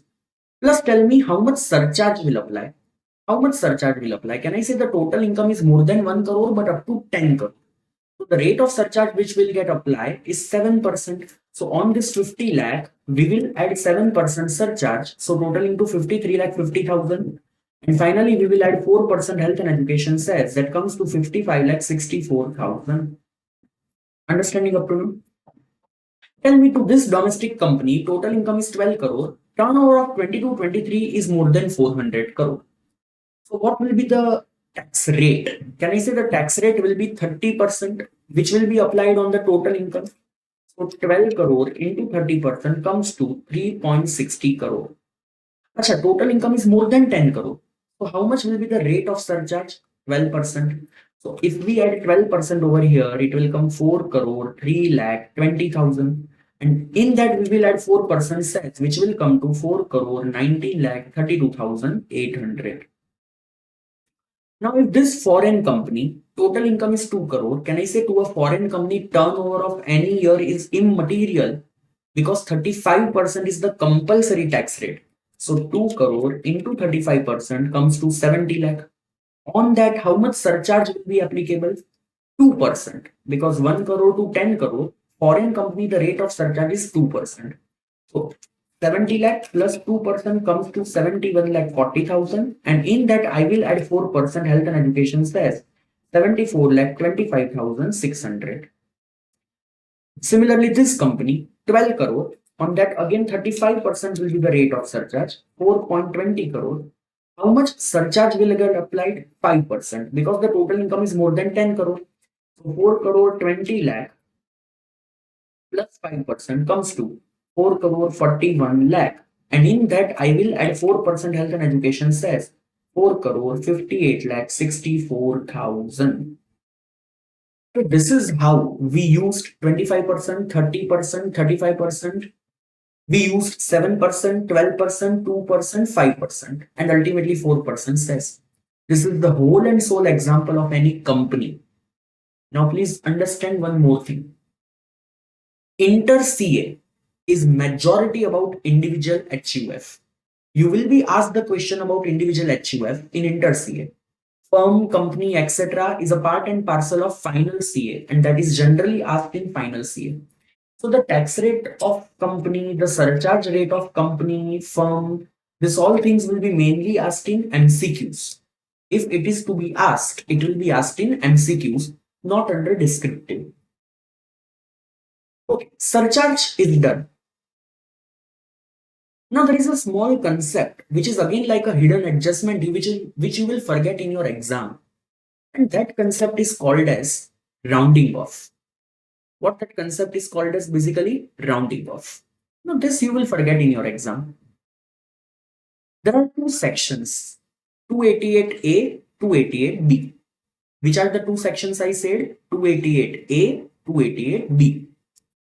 What it says that your total income and your tax payable has to be rounded off to the nearest multiple of 0.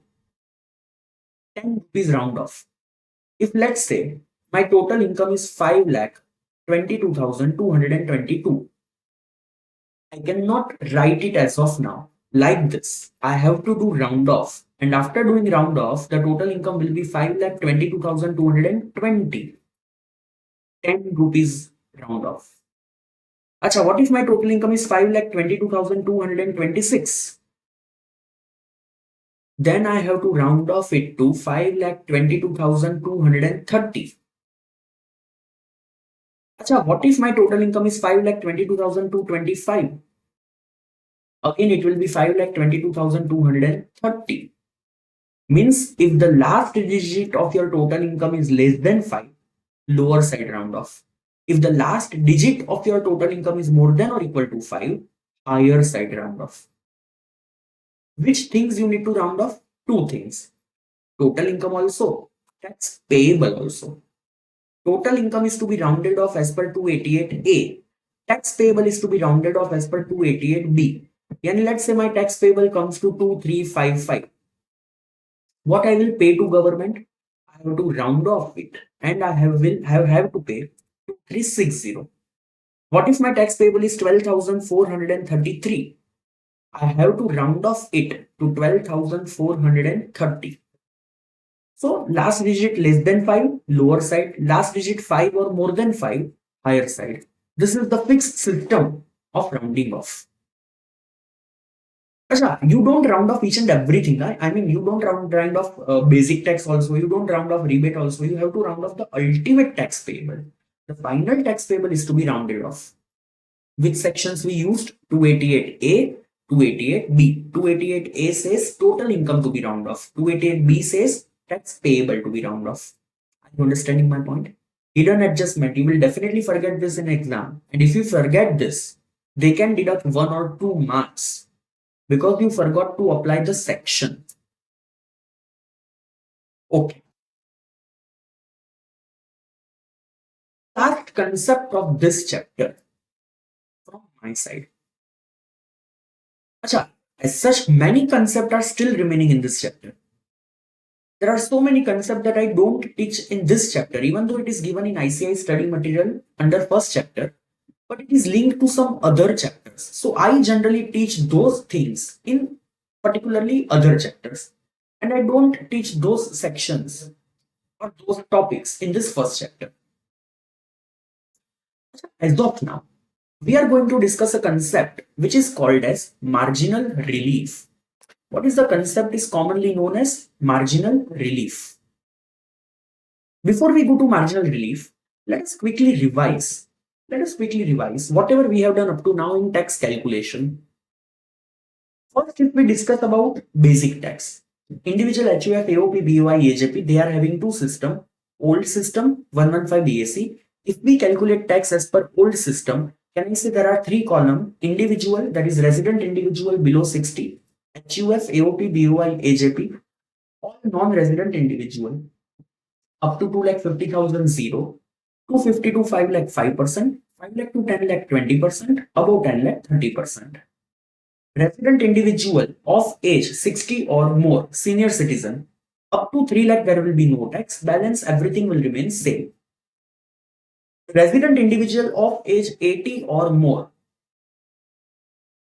whom we call very senior citizen, up to 5 lakh there will be no tax, balance will remain same. Then to a 5 people, that is individual HUF, AOP, BOI, AJP, what is the tax rate applicable as per default tax regime, that is new tax rate, that is section 115 BAC. Up to 3 lakh no tax, 3 lakh to 7 lakh 5%, 7 lakh to 10 lakh 10%, 10 lakh to 12 lakh 15%, 12 lakh to 15 lakh 20%, above 15 lakh 30%. Achha, what is the tax rate of firm, LLP, local authority? Flat 30%. Cooperative society up to 10,000 10%, 10,000 to 20,000 20%, above 20,000 30%.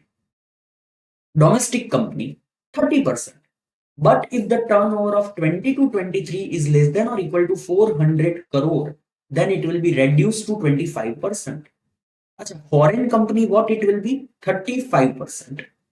Then we saw the concept called rebate under section 87A. If you are a resident individual, your total income is up to rupees 5 lakh, you will get a rebate, basic tax or 12,500, whichever is lower. And if you follow 115 resident individual, total income is up to 7 lakh. And what will be the rebate? Basic tax or 25,000, whichever is lower. Then we saw surcharge. Individual HUF, AOP, BOI, AJP. If the total income is up to 50 lakh, no surcharge. 50 lakh to 1 crore, 10%. More than 1 crore, up to 2 crore, 15%. More than 2 crore, up to 5 crore, it will be 25%. More than 5 crore, 37%. And what if you follow 115 BAC? Maximum surcharge will be 25%. For a firm, LLP, local authority, more than 1 crore, 12%. Cooperative society and domestic company, more than 1 crore, up to 10 crore, 7%. More than 10 crore, 12%. And if you are a foreign company, 12%. Can I say if you are a foreign company, more than 1 crore up to 10 crore, 2%, more than 10 crore, 5%. Achha, what are the sections of rounding off? 288A, 288B. What 288A says? Total income is to be round off. 288B says tax payable to be round off. Both are to be round off to nearest multiple of 10 rupee. If the last digit is less than 5, lower side. More than or equal to 5, higher side. Now, the next concept which comes to our way is marginal relief. So, the name of the concept is basically marginal relief. Now, what is this concept all about and how it works? I will ask you some question and you give me the answer of that, and then we'll decide. I am following old regime. I am resident individual below age of 60. My total income is exactly 50 lakh. Tell me, what is my tax payable before health and education cess. Don't add health and education cess. Just tell me my tax payable before health and education cess. If my total income is 50 lakh.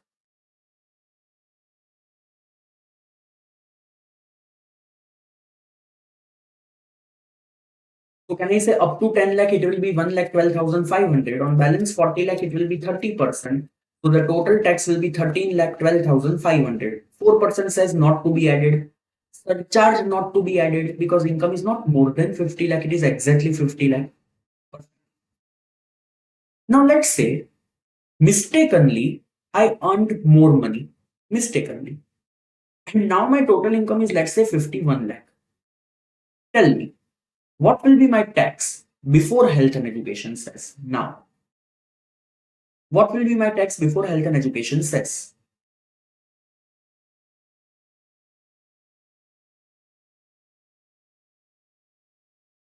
So can I say up to 10 lakh, 1 lakh, 12,500. On the balance, that is 41 lakh, what I have to apply? 30%. So total tax comes to 13 lakh 42,500. But now 10% surcharge will also get applied because my income is more than 50 lakh. So when I say plus, I have to do 10%. Total will be 14 lakh 76,750. Okay. Observe this scenario. Kindly observe this scenario. Can I say the scenario says that if my income is 50 lakh, my tax is 13 lakh 12,500. If my income is 51 lakh, my tax is 14 lakh 76,750. What you observe? What is wrong over here? There is something wrong. Can I say my income increased by 1 lakh, but my tax increased by 1,64,250? Means due to there is an increase of the income, surcharge got applied, and because of that surcharge, my tax increased by 1,64,250. Means whatever I have earned extra, that 100% went with government. That is okay. Over and above that, I have to pay 64,250. Why? Because surcharge is applicable. This is something wrong, na? If I earn something more, you can tax me. You can tax me higher, but you cannot tax me more than my income. And that's why this is a totally mathematical confusion. Why this happened, you know? Up to 50 lakh, there was no surcharge. But when your income exceeded 50 lakh, the surcharge got applied on the entire basic tax. And that created this confusion. Government said, okay, we are ready to give you relief. And what is the relief government gave us? 64,250. That is the tax which is more than difference of income. That will be allowed as the relief. That is called as marginal relief. Tell me, now what will become my tax? Up to now it was 14,76,750. From that I will reduce 64,250. So what will be the remaining tax now? 14,12,500. And in that I have to add 4% cess. So what will be my final tax payable? It will be 14,69,000. What happened over here? Now, let me tell you, first of all, the concept of marginal relief comes only when there is a surcharge in your question. If there is no surcharge, don't think about marginal relief. Acha, in every example in which there is a surcharge, there will be always marginal relief? No, it is not possible. It may be possible that there is a surcharge, but still there is no marginal relief. So yes, we have to identify in each and every case whether marginal relief is applicable or not. Then exactly when marginal relief will come? If your total income is very near to the threshold of surcharge. Can I say here the threshold of the surcharge was 50 lakh and the total income is 51 lakh. Can I say it is very near to the threshold? And hence this kind of situation arises. What is the exact meaning of marginal relief? If you ask me, the answer is if there is a difference of income and due to that there is a difference of tax. And if the difference of tax is more than difference of income, that excess difference is called as marginal relief.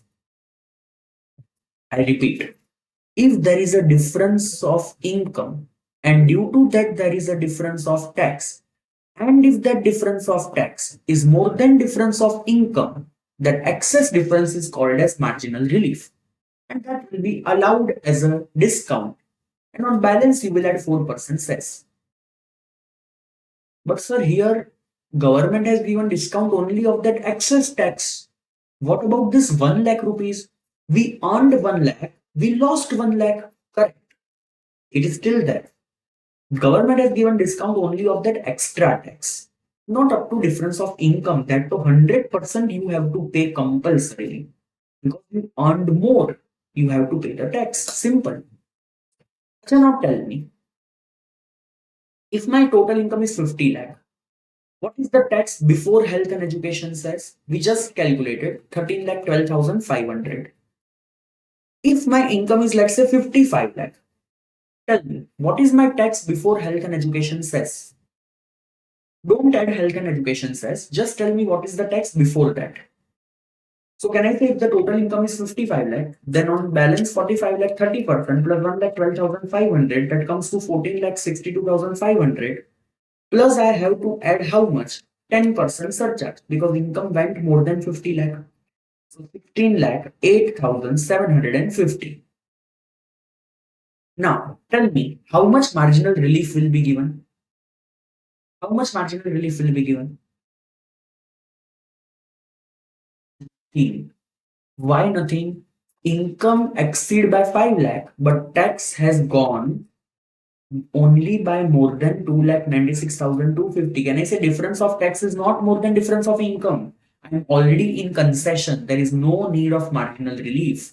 And hence here marginal relief do not come because the gap increased. Generally, marginal relief comes when the gap is up to 10%. Whether we will compare always with 50 lakh? No. So it depends on the threshold. Na?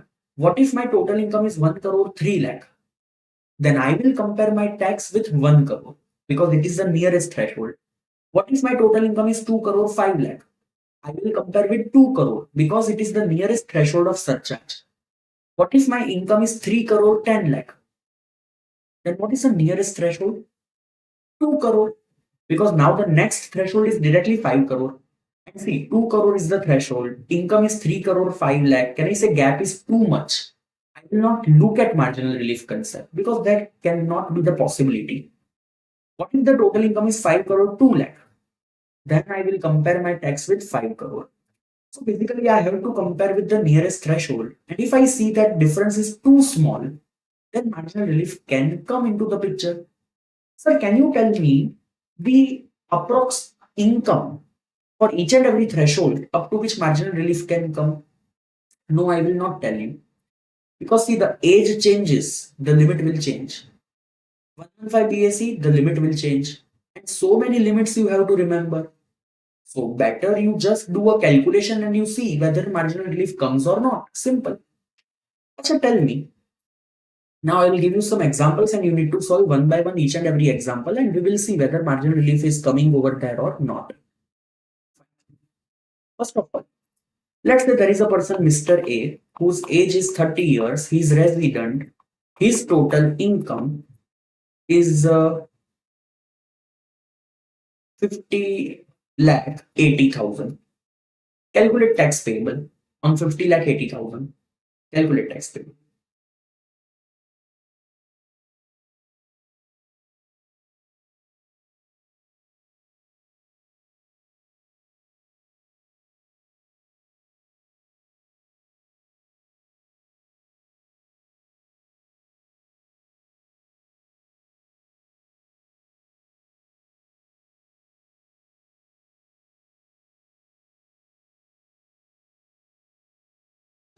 First of all, we have to calculate the basic tax of 50 lakh 80,000. Can I say up to 10 lakh 1 lakh 12,500 on balance 40 lakh 80,000 30%. So the total basic tax comes to 13 lakh 36,500. Now, can I say my income is more than 50 lakh? So how much surcharge is applicable? 10%. If I add 10% surcharge, it will come to 14,70,150. Now I have a huge doubt that my total income is very nearer to the threshold of 50 lakh. So marginal relief might come. So what I will deduct is marginal relief, which I will calculate in working note 1.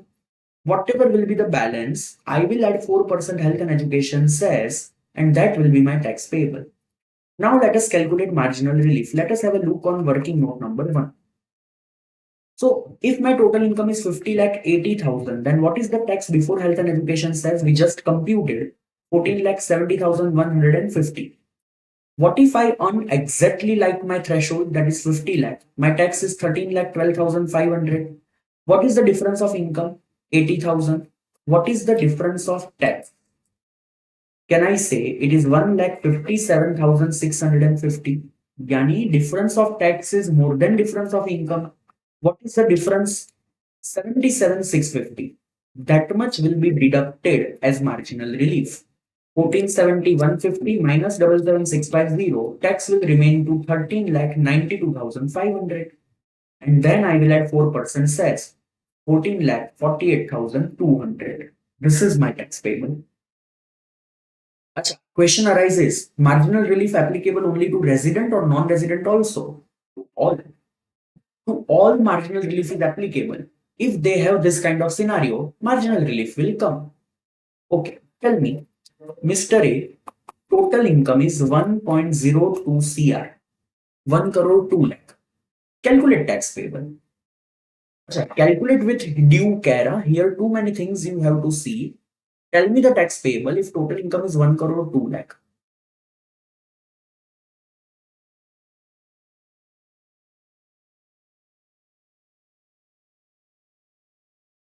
If total income is 1 crore 2 lakh, calculate the tax over here.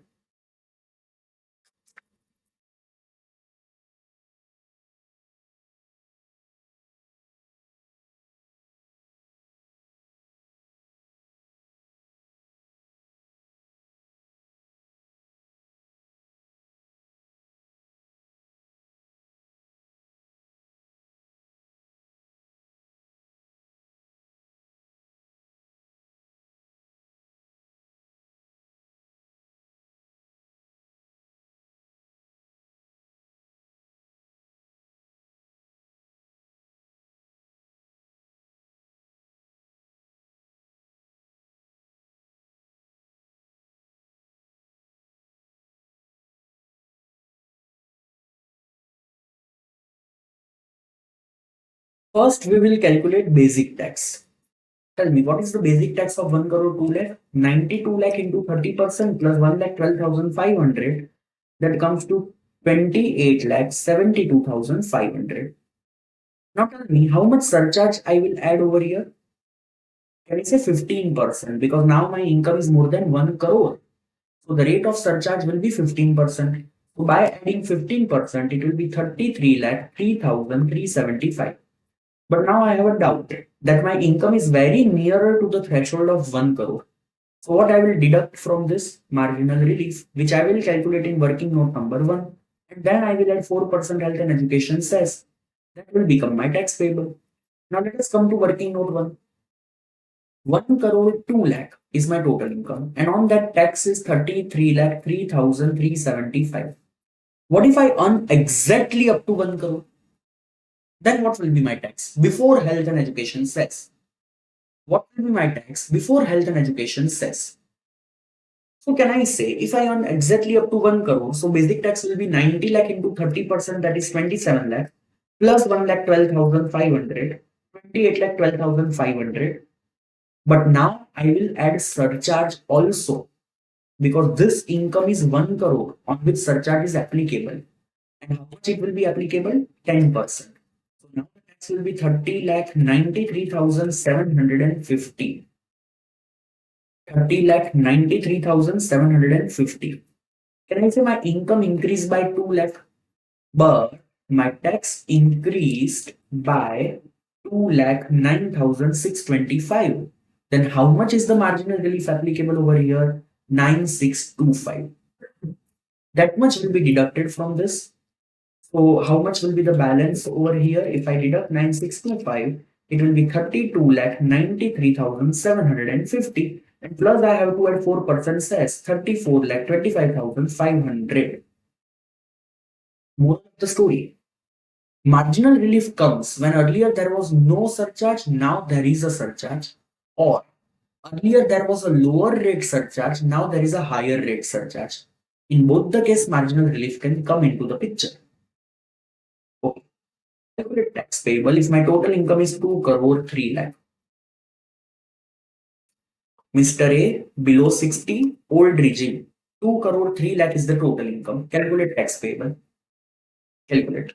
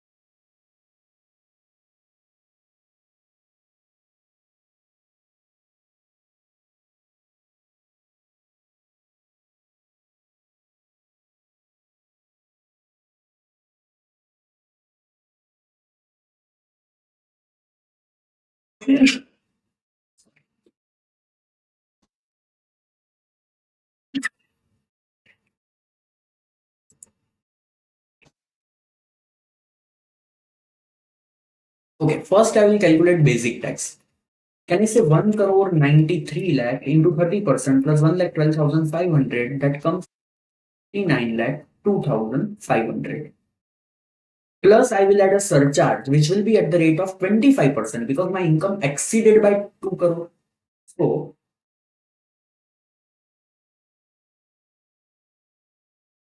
73 lakh 78,125. Now my income is very nearer to the threshold of 2 crore, so that can be marginal relief.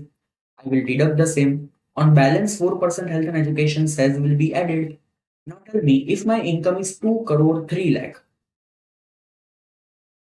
what is the tax over here? 73 lakh 78,125.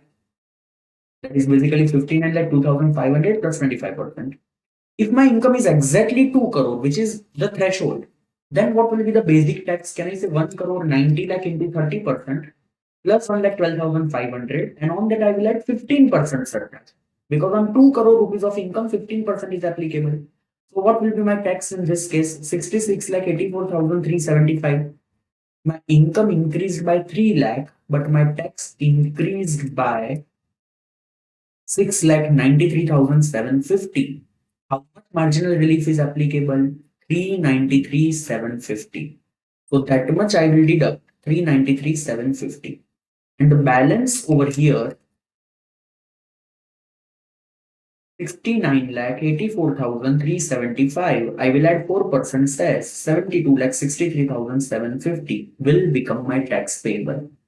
Sir, can we disclose this working out in chart format? Obviously, yes. You can disclose this in chart format. And hence, if your logic are clear, this concept is pretty easy. You just need to compare, but it is a logical concept. You need a brain for this. You need analytical brain for this. You have to compare that what will be the tax of threshold, what is the tax of my total income, how much is the difference, whether my tax is more than difference of income, then yes, that much will be allowed as marginal relief. See, I have written the concept of marginal relief over here. And with the same example I have explained, I have also written one formula, but this formula is irrelevant. If you understand the logic, formula is irrelevant. Then I have written the example containing total income 1 crore 1 lakh.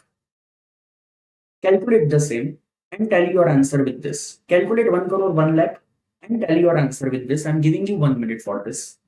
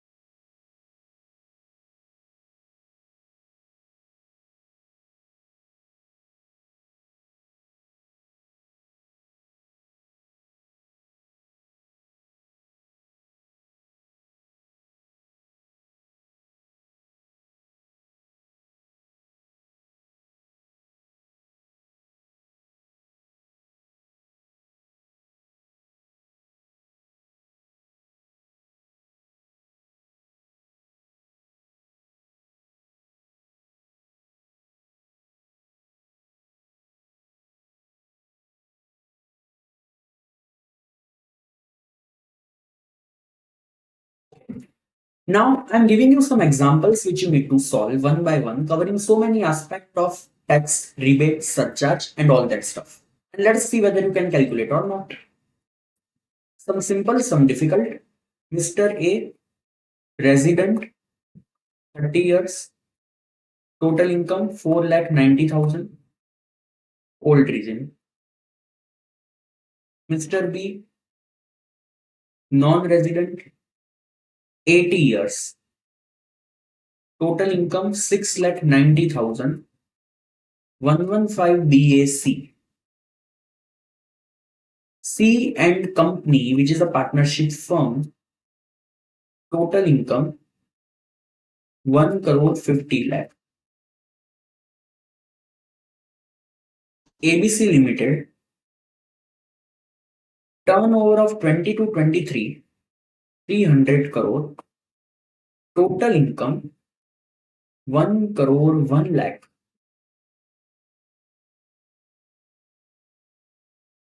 Mr.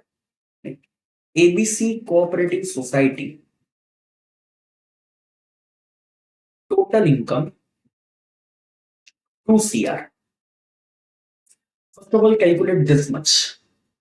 Calculate this 5 example, apply all the logics that you have, and then we'll see the answer.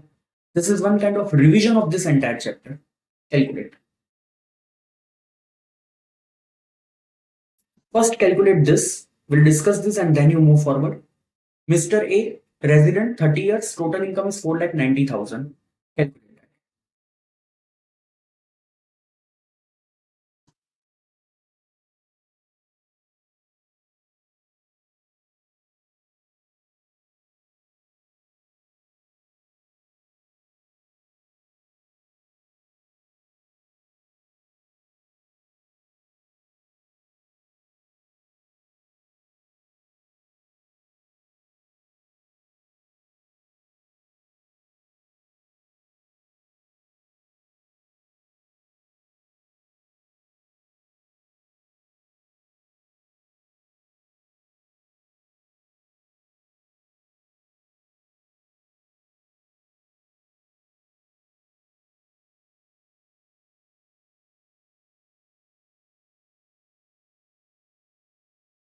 Okay. First of all, we need to calculate the basic tax over here. If my total income is 4,90,000, then what will be the basic tax as per old regime? Can I say 490 minus 2,50,000? Of that, what I will apply? 5%. That will be 12,000. But can I say I am a resident individual, my total income is less than or equal to 5 lakh, then what I will get? Rebate under section 87A. How much rebate I will get? Full 12,000 rupees. So what will be my tax payable? Zero. Understanding up to now? Okay. Second one. Mr. B, non-resident, 80 years. Total income 6,90,000 following 115 BAC. Calculate tax payable.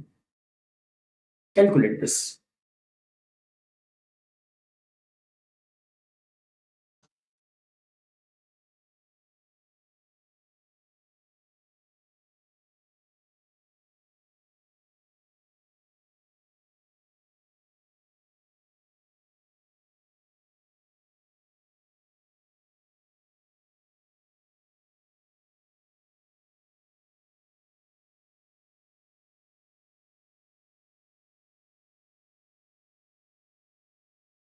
Okay. Can I say over here, first of all, we have to calculate the basic tax. Now, don't forget, in 115 BSc, age does not matter. Residential status does not matter. The basic tax rate is same for all. Up to 3 lakh, it will be 0. 3 lakh to 7 lakh, it is 5%. My income is only 6,90,000. So 3 lakh to 6,90,000, that comes to 3,90,000. On that 5%, it will be 19,500. Acha, whether 87A ka rebate applicable? See, in 115 BSc, rebate is applicable if your income is up to 7 lakh. Here it is 6,90,000. Rebate applicable, na? Not applicable because the person is a non-resident. Rebate is applicable only if the person is resident. And that's why rebate is not applicable. The tax is 19,500. On that, I will add directly 4% cess. That will be 20,280. Understanding up to now? Okay. C and company, a partnership firm. Total income 1 crore 50 lakh. What will be the tax payable? First of all, a partnership firm. Can I say basic tax is directly applicable at the rate of 30%? So 1 crore 50 lakh into 30% comes to 45 lakh. Now, can I say my total income is more than 1 crore? So if it is more than 1 crore, what will be the rate of surcharge applicable? 12%. So I will add 12% in this. It comes to 50 lakh 40,000 and I will add 4% cess. So that comes to 52 lakh 41,600. Are you understanding this, people? 1 crore 50 lakh into 30% plus 12% plus 4%. Then ABC Limited, turnover of 22-23 is 300 crore. What is the meaning of this line? Can I say turnover of 22-23 is less than or equal to 400 crore? Means the basic tax rate which will be applicable will be 25%. Total income is 1 crore 1 lakh. Then how to calculate tax for that? Please understand. Marginal relief is applicable to all the status. Even it is applicable to company. The threshold of the surcharge for a company is also 1 crore. And the income is very nearer to 1 crore. It is 1 crore 1 lakh. And that's why over here, marginal relief concept can come. First of all, what is the basic tax? Tell me. Can I say it is a company, domestic company, by states ka turnover less than or equal to 400 crore? So the tax percentage will be 25%. So 1 crore 1 lakh into 25% will become 25 lakh 25,000. 1 crore 1 lakh into 25% comes to 25 lakh 25,000.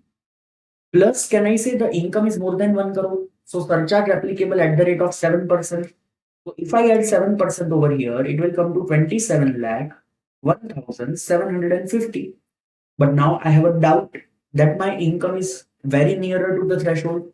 Marginal relief can come. So I will check it. If my income is 1 crore 1 lakh, the tax is 27 lakh 1,750.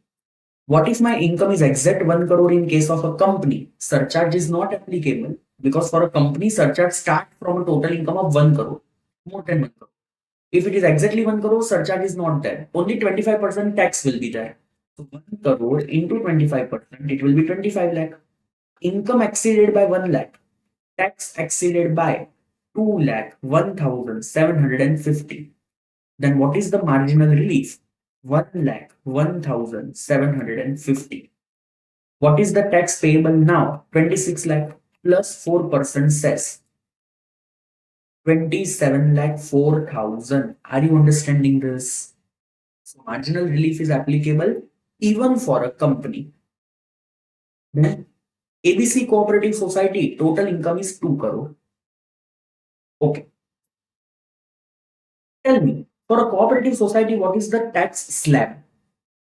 Up to 10,000, 10%, 10,000 to 20,000, 20%, above 20,000, 30%.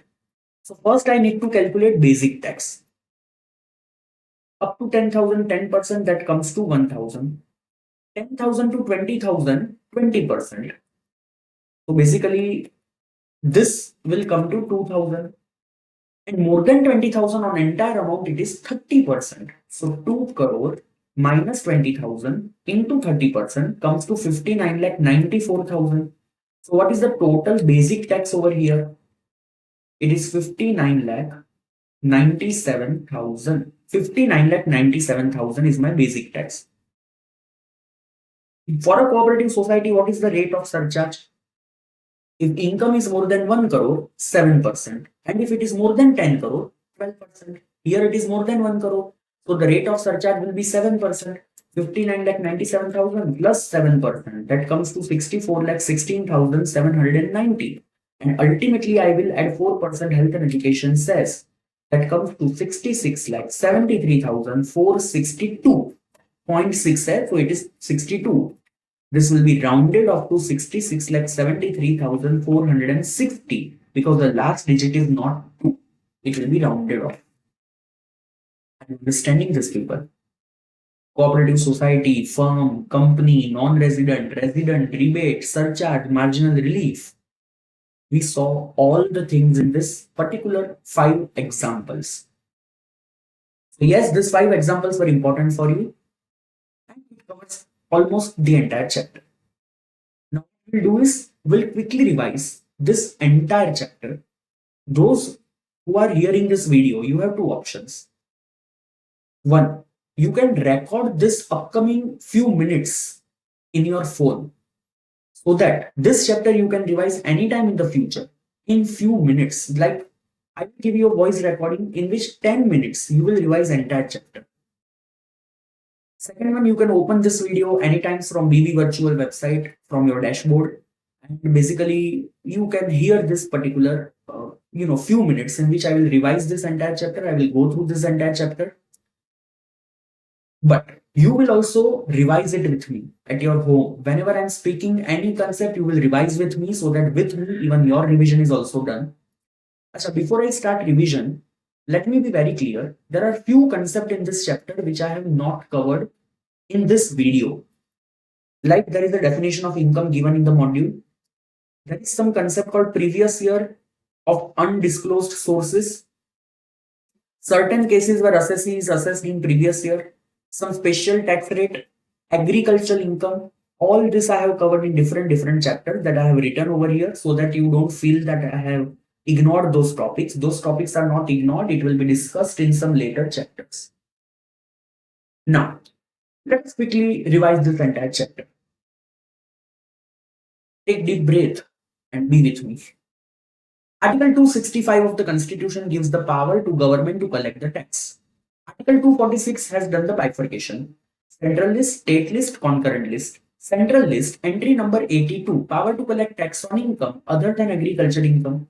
State list, there are various taxes like stamp duty, water tax, municipal tax. Concurrent list, there is no tax. GST comes from Article 246A. Two type of taxes are there: direct tax, indirect tax. Direct tax burden is on payer. Indirect tax burden is on consumer. Five things we will study together. Act. Income Tax Act 1961. Section, subsection, clause, subclause. Exceptions are given under proviso. Further clarifications are given under explanation. Procedures are written under Income Tax Rules 1962 made by CBDT, Central Board of Direct Taxes. Circular notification. Circular is issued by CBDT binding on officer. Notification is issued by central government or CBDT binding on all. Then we'll study budget. Technical name of budget is Finance Act. For you people, which Finance Act is applicable? Finance Act 2024 number 1, number 2. Number 1 came on 1st February 24. Number 2 came on 23rd July 2024. There are 4 parts of any budget. Rate of taxes, TDS, advance tax, net agriculture income. And last one we'll study is case law. Then we saw the entire process. First, residential status. Then we'll calculate the income which is divided into 5 heads. Income from salary, income from house property, PGBP, profit and gain from business and profession, capital gains, IFOS, income from other sources. Then clubbing will apply, set of carry forward. Then we'll get gross total income minus deduction under chapter 6A, 80C to 80U. So we will get the total income. On that first we'll apply basic tax. Sometimes we'll deduct rebate, sometimes we'll add surcharge, sometimes we'll deduct marginal relief. Then we will add 4% health and education cess. From that we will deduct TDS, TCS, advance tax. So we will get our tax payable या तो tax refundable. Section 1. Income Tax Act is applicable to the whole of India, including Jammu Kashmir, from 1st April 1962. What is India? The land defined in Article 1 of the Constitution, plus up to 12 nautical mile territorial water, up to 200 nautical mile exclusive economic zone, which is called as continental shelf, plus airspace. Section 4. Charging section. Income tax is applicable to any person on his total income earned in previous year relevant to assessment year at the rates applicable. Person is defined under section 2 clause 31. Individual, HUF, firm, company, association of person, body of individual, local authority, artificial judicial person. Then we saw income versus inflow. Every inflow is not an income. Any inflow which is non-repayable is income. So yes, you have to pay tax on income, then it is called as taxable income. If you don't need to pay the tax on that income, it will be called as exempt income. Previous year assessment year. Previous year means the year in which income is earned. For you, previous year is 24-25. It can be lower than 12 months in the first year in which new business is started. Assessment year is a year in which that income is calculated, tax is calculated, return of income is filed. For you, assessment year is 25-26, and it is always of 12 months. Then we saw rate of taxes. First, we saw for individual HUF, AOP, BOI, AJP, two tax regime: old tax regime, 115 BAC, old tax regime.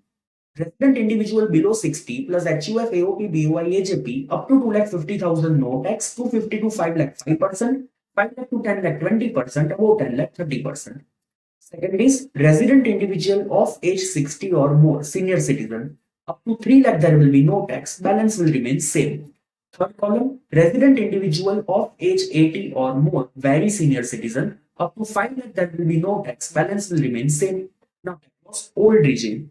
If a person is following default tax regime, that is section 115 BAC, up to 3 lakh 0, 3 lakh to 7 lakh 5%, 7 lakh to 10 lakh 10%, 10 lakh to 12 lakh 15%, 12 lakh to 15 lakh 20%, above 15 lakh 30%. For firm, LLP, local authority, flat 30%. Cooperative society, up to 10,000 10%, 10,000 to 20,000 20%, more than 20,000 30%. Domestic company, 30%. But if the turnover of 20 to 23 is less than or equal to 400 crore, 25%. Foreign company, 35%.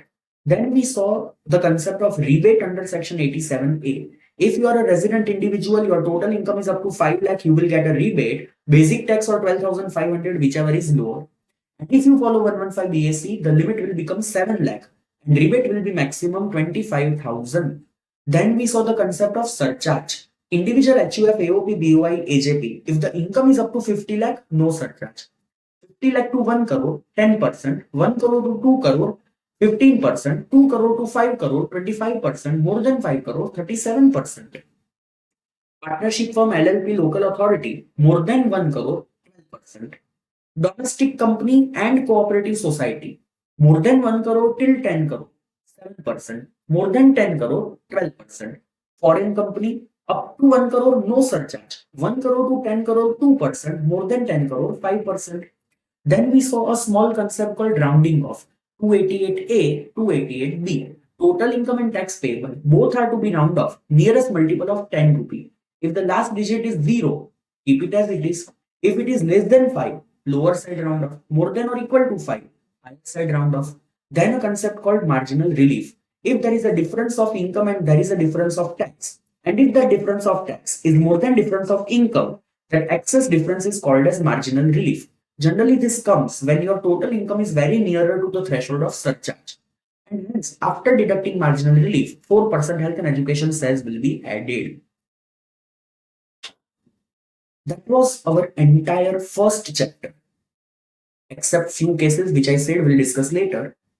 And that was our basic concept. People, are you understanding up to now? Yes or no?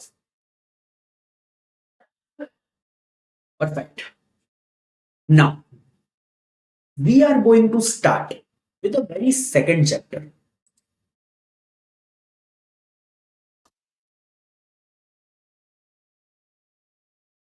And the second chapter is all about residential status and scope of income.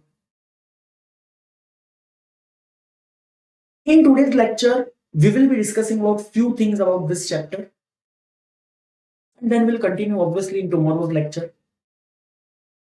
Now, first of all, when we saw the first chapter, we saw a particular process, we saw a particular hierarchy. And in that process, in that hierarchy, we saw the very first step was determining residential status. See, it is very important to decide residential status of any person, because due to residential status, the calculation methods will change, tax rates will change. So first, obviously, we have to decide residential status. Now tell me, whether the concept of residential status and citizenship is one and the same. What do you understand? Whether this concept residential status and scope of income is one and the same? The answer is no. In very layman sense, very layman, I become a resident of India if majority of days I stayed in India, and if I do not stay in India, I will become non-resident. However, I will get Indian citizenship by taking birth in India. So if I take birth in India, I will be called as Indian citizen forever. Unless and until I withdraw the same, I will be called as Indian citizen. So first of all, citizenship has nothing to do with residential status. It is separate concept. Can it be possible that I am an Indian citizen, but as per income tax I am non-resident? Yes. Can it be possible that I am a US citizen, but as per income tax I am resident of India? Yes, even that is also possible. Acha, can it be possible that this year I am resident, next year I am non-resident, then again I am resident? I mean, whether residential status can change every year? Yes, it can change every year, depending on how much number of days you stayed in India in that particular year. So first of all, this concept is separated from citizenship concept. Second thing, as the name of this chapter suggests, this chapter is divided into two parts. One is residential status, and the second partition is all about scope of income.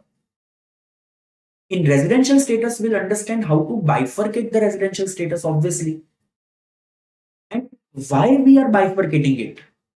If a person is resident, which kind of income is taxable in India? If a person is non-resident, on which income we will collect tax in India? This we will understand in scope of income. So at any time, if you get a doubt that why we are learning residential status, the answer is there in scope of income. So we are learning residential status, we are determining residential status because accordingly scope of income will change. So mainly we are deciding this due to that second topic. This particular chapter is approximately, you can consider 4 to 5 marks. 4 to 5 marks, a separate question along with case study, it can be merged. 4 to 5 mark weightage you can understand. Firstly, I have given a broad bifurcation over here. A broad bifurcation. Either you can be individual HUF or you can be any other assessee. What is the meaning of this word assessee? Assessee means taxpayer. Assessee means taxpayer. So either you can be individual HUF or you can be any other taxpayer.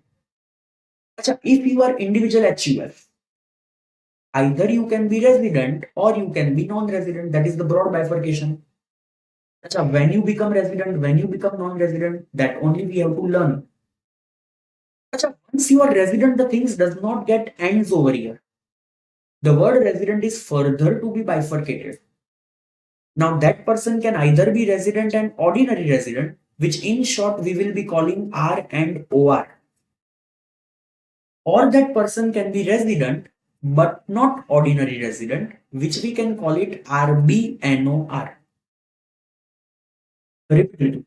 Individual HUF can be resident or non-resident. If you are a resident, either you are R and OR, resident and ordinary resident, or you are RBNOR, resident but not ordinary resident. Now, sir, what is this all about R and OR, RBNOR? What is that? See, in very layman sense, I'm explaining you. If during the year majority time you are there in India, you become resident, otherwise you become non-resident. If during the year you are resident, and in preceding years also you were there in India, so you are ordinarily staying in India, you will be called as resident and ordinary resident. But if during the year you are resident of India, in past years you were not there in India, then you will be called as what? Resident but not ordinary resident, RBNOR. And there are some conditions and all. Accordingly, we'll understand that when a person becomes resident, when non-resident, and further. But if any other person, firm, company, AOP, BOI, AJP, either they can be resident or they can be non-resident, and that's it. There is no further bifurcation. So why there is no further bifurcation? That I will explain you later on. But as of now, you remember either they can be resident or they can be non-resident. Just refer this once. Refer this once.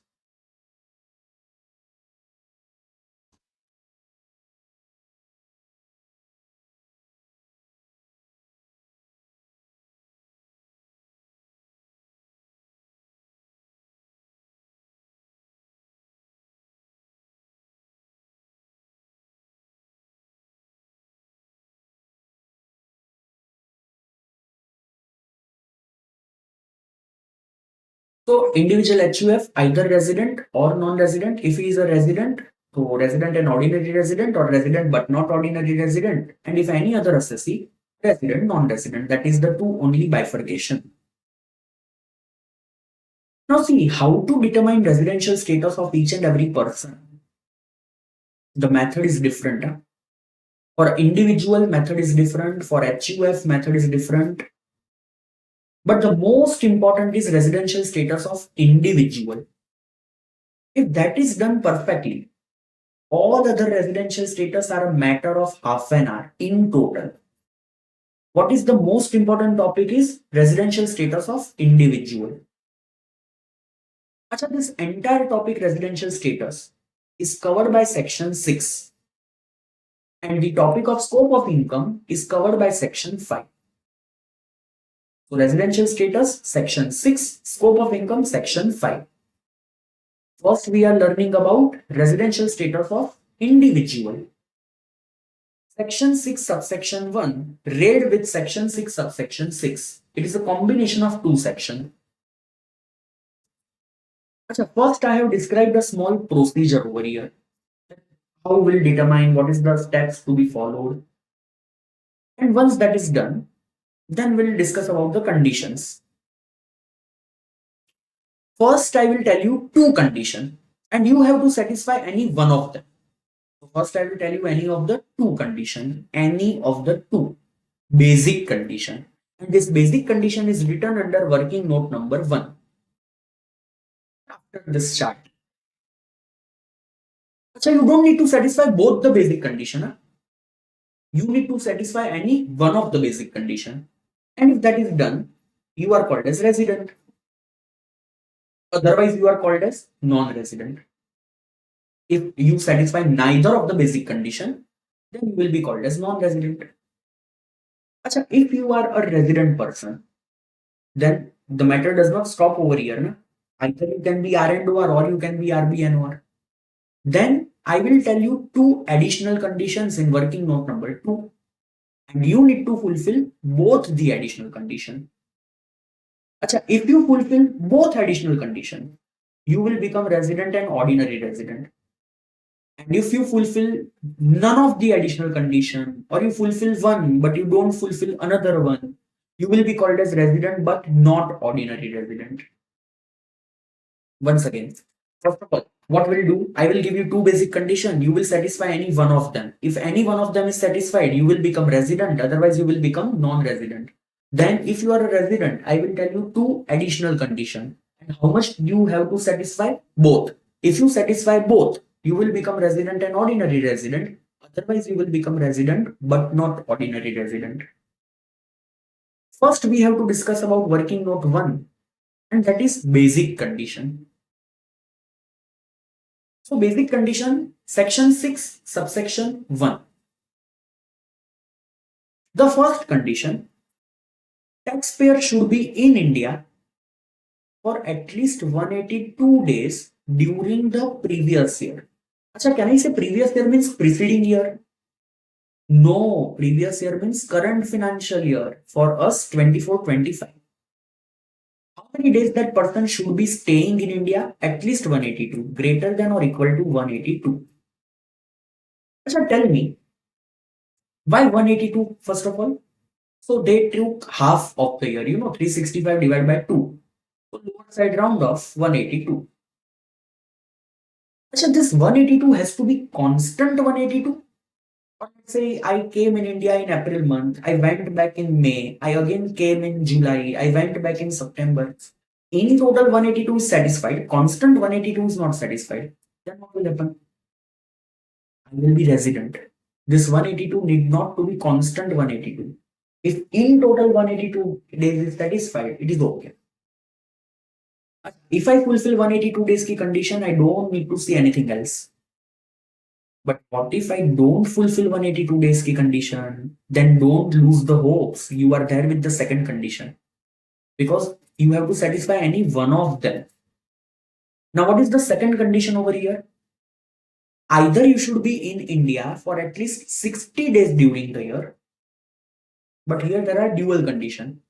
60 days during the year and 365 during 4 preceding previous year. 60 days during the year plus 365 in preceding 4 previous year. Tell me which year we are referring to. 24-25. So in the year 24-25, either you satisfy 182, then you will be called as resident. And if you don't satisfy 182, then what will happen? Either you satisfy 60 days in 24-25 plus 365 in preceding 4 years. Tell me, what are the preceding 4 years over here? 23-24, 22-23, 21-22, 20-21. In this 4 years combinedly, I should be in India for 365 days at least. Then also, I will be called as resident of 24-25.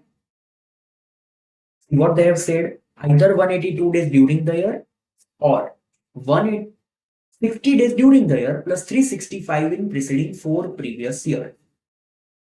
Some question I am asking you, you need to tell me the answer of the same. Let's say during the year 24-25, I am exactly 183 days in India.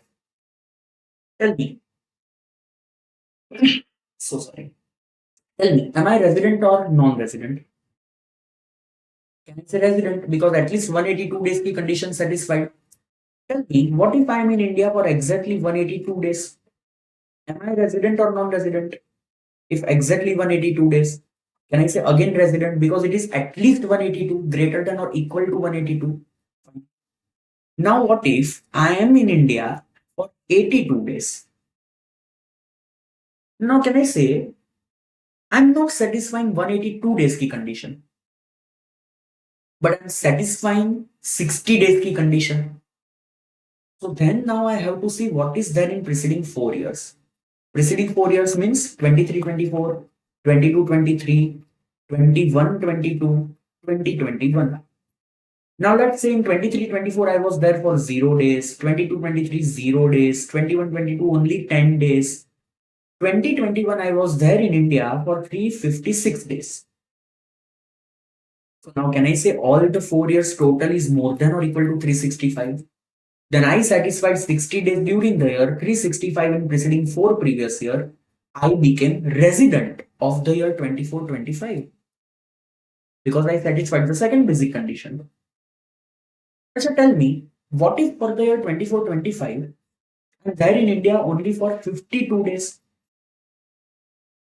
Tell me, only 52 days. I neither satisfied 182 nor I satisfied 60 days ki condition. What I will become? Non-resident. So the things are very clear. Either you stay in India for 182 days or you stay in India 60 days during the year plus 365 in preceding 4 previous year. Let's say today I came in India, my flight landed in India at 5 o'clock. Half of the day I was outside India, half of the day I am in India. This day to be counted in India or not to be counted in India? This day to be counted in India or not to be counted in India? So, this is still better. Tell me, my flight landed in India exactly on 11 o'clock 59 minutes. For 1 minute I am in India, remaining entire day I was outside India. Only for 1 minute I was in India. To count this day in India or not? The law is pretty clear. The day when you entered India, the day when you left India, both are completely to be counted in India. The day when you entered India, the day when you left India, both are completely to be counted in India. So in my first example, when I came in India exactly at 5 o'clock, still that entire day is in India. In the second example, I just came for 1 minute. Even that day is also to be counted in India. Yeah, I have written over here. How to count presence in India? The day when entered, the day when left, both are to be counted in India. Just note down one thing over here, except for crew members. See, those who are crew member of a ship, for them there is some separate rule, rule number 126. And that we'll see later on. In that, something different is to be done. So apart from those crew member, for every other person, these days are to be counted in India. Okay, so tell me what we learned up to now in this chapter. Either you can be individual HUF or you can be any other person. If you are individual HUF, either you are resident or you are non-resident. If you are resident, either you can be resident and ordinary resident or you can be resident but not ordinary resident. Okay. How to determine residential status of individual? Section 6 subsection 1 read with section 6 subsection 6.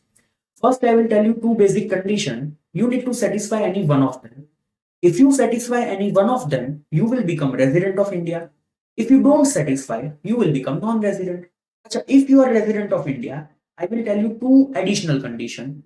If you satisfy both, you will become resident and ordinary resident. If you don't satisfy, you will become resident but not ordinary resident. What is the first basic condition? Assessee should be in India for at least 182 days during the previous year. Or he should be in India for at least 60 days during the previous year plus 365 days in preceding 4 previous year. The day when he entered India, the day when he left India, both are to be counted in India. This was up to now residential status. I'm not moving forward today because of the simple reason there are some question answers which we need to solve, but the time is restricted, so we cannot do it today. Then after we'll go further with additional conditions and all that stuff. So remaining things will continue in tomorrow's session, which will be again might be YouTube live only. So we'll continue with tomorrow's session. And today we completed our first chapter. You know what should be your target? Today itself, by your end also, this first chapter has to be completed. Along with all the question answers given in my textbook, along with all the theory parts, it should be done so that it is not in a backlog. You have enough time if you utilize it properly. So tomorrow we'll continue with this second chapter. Thank you so much, guys. Bye bye.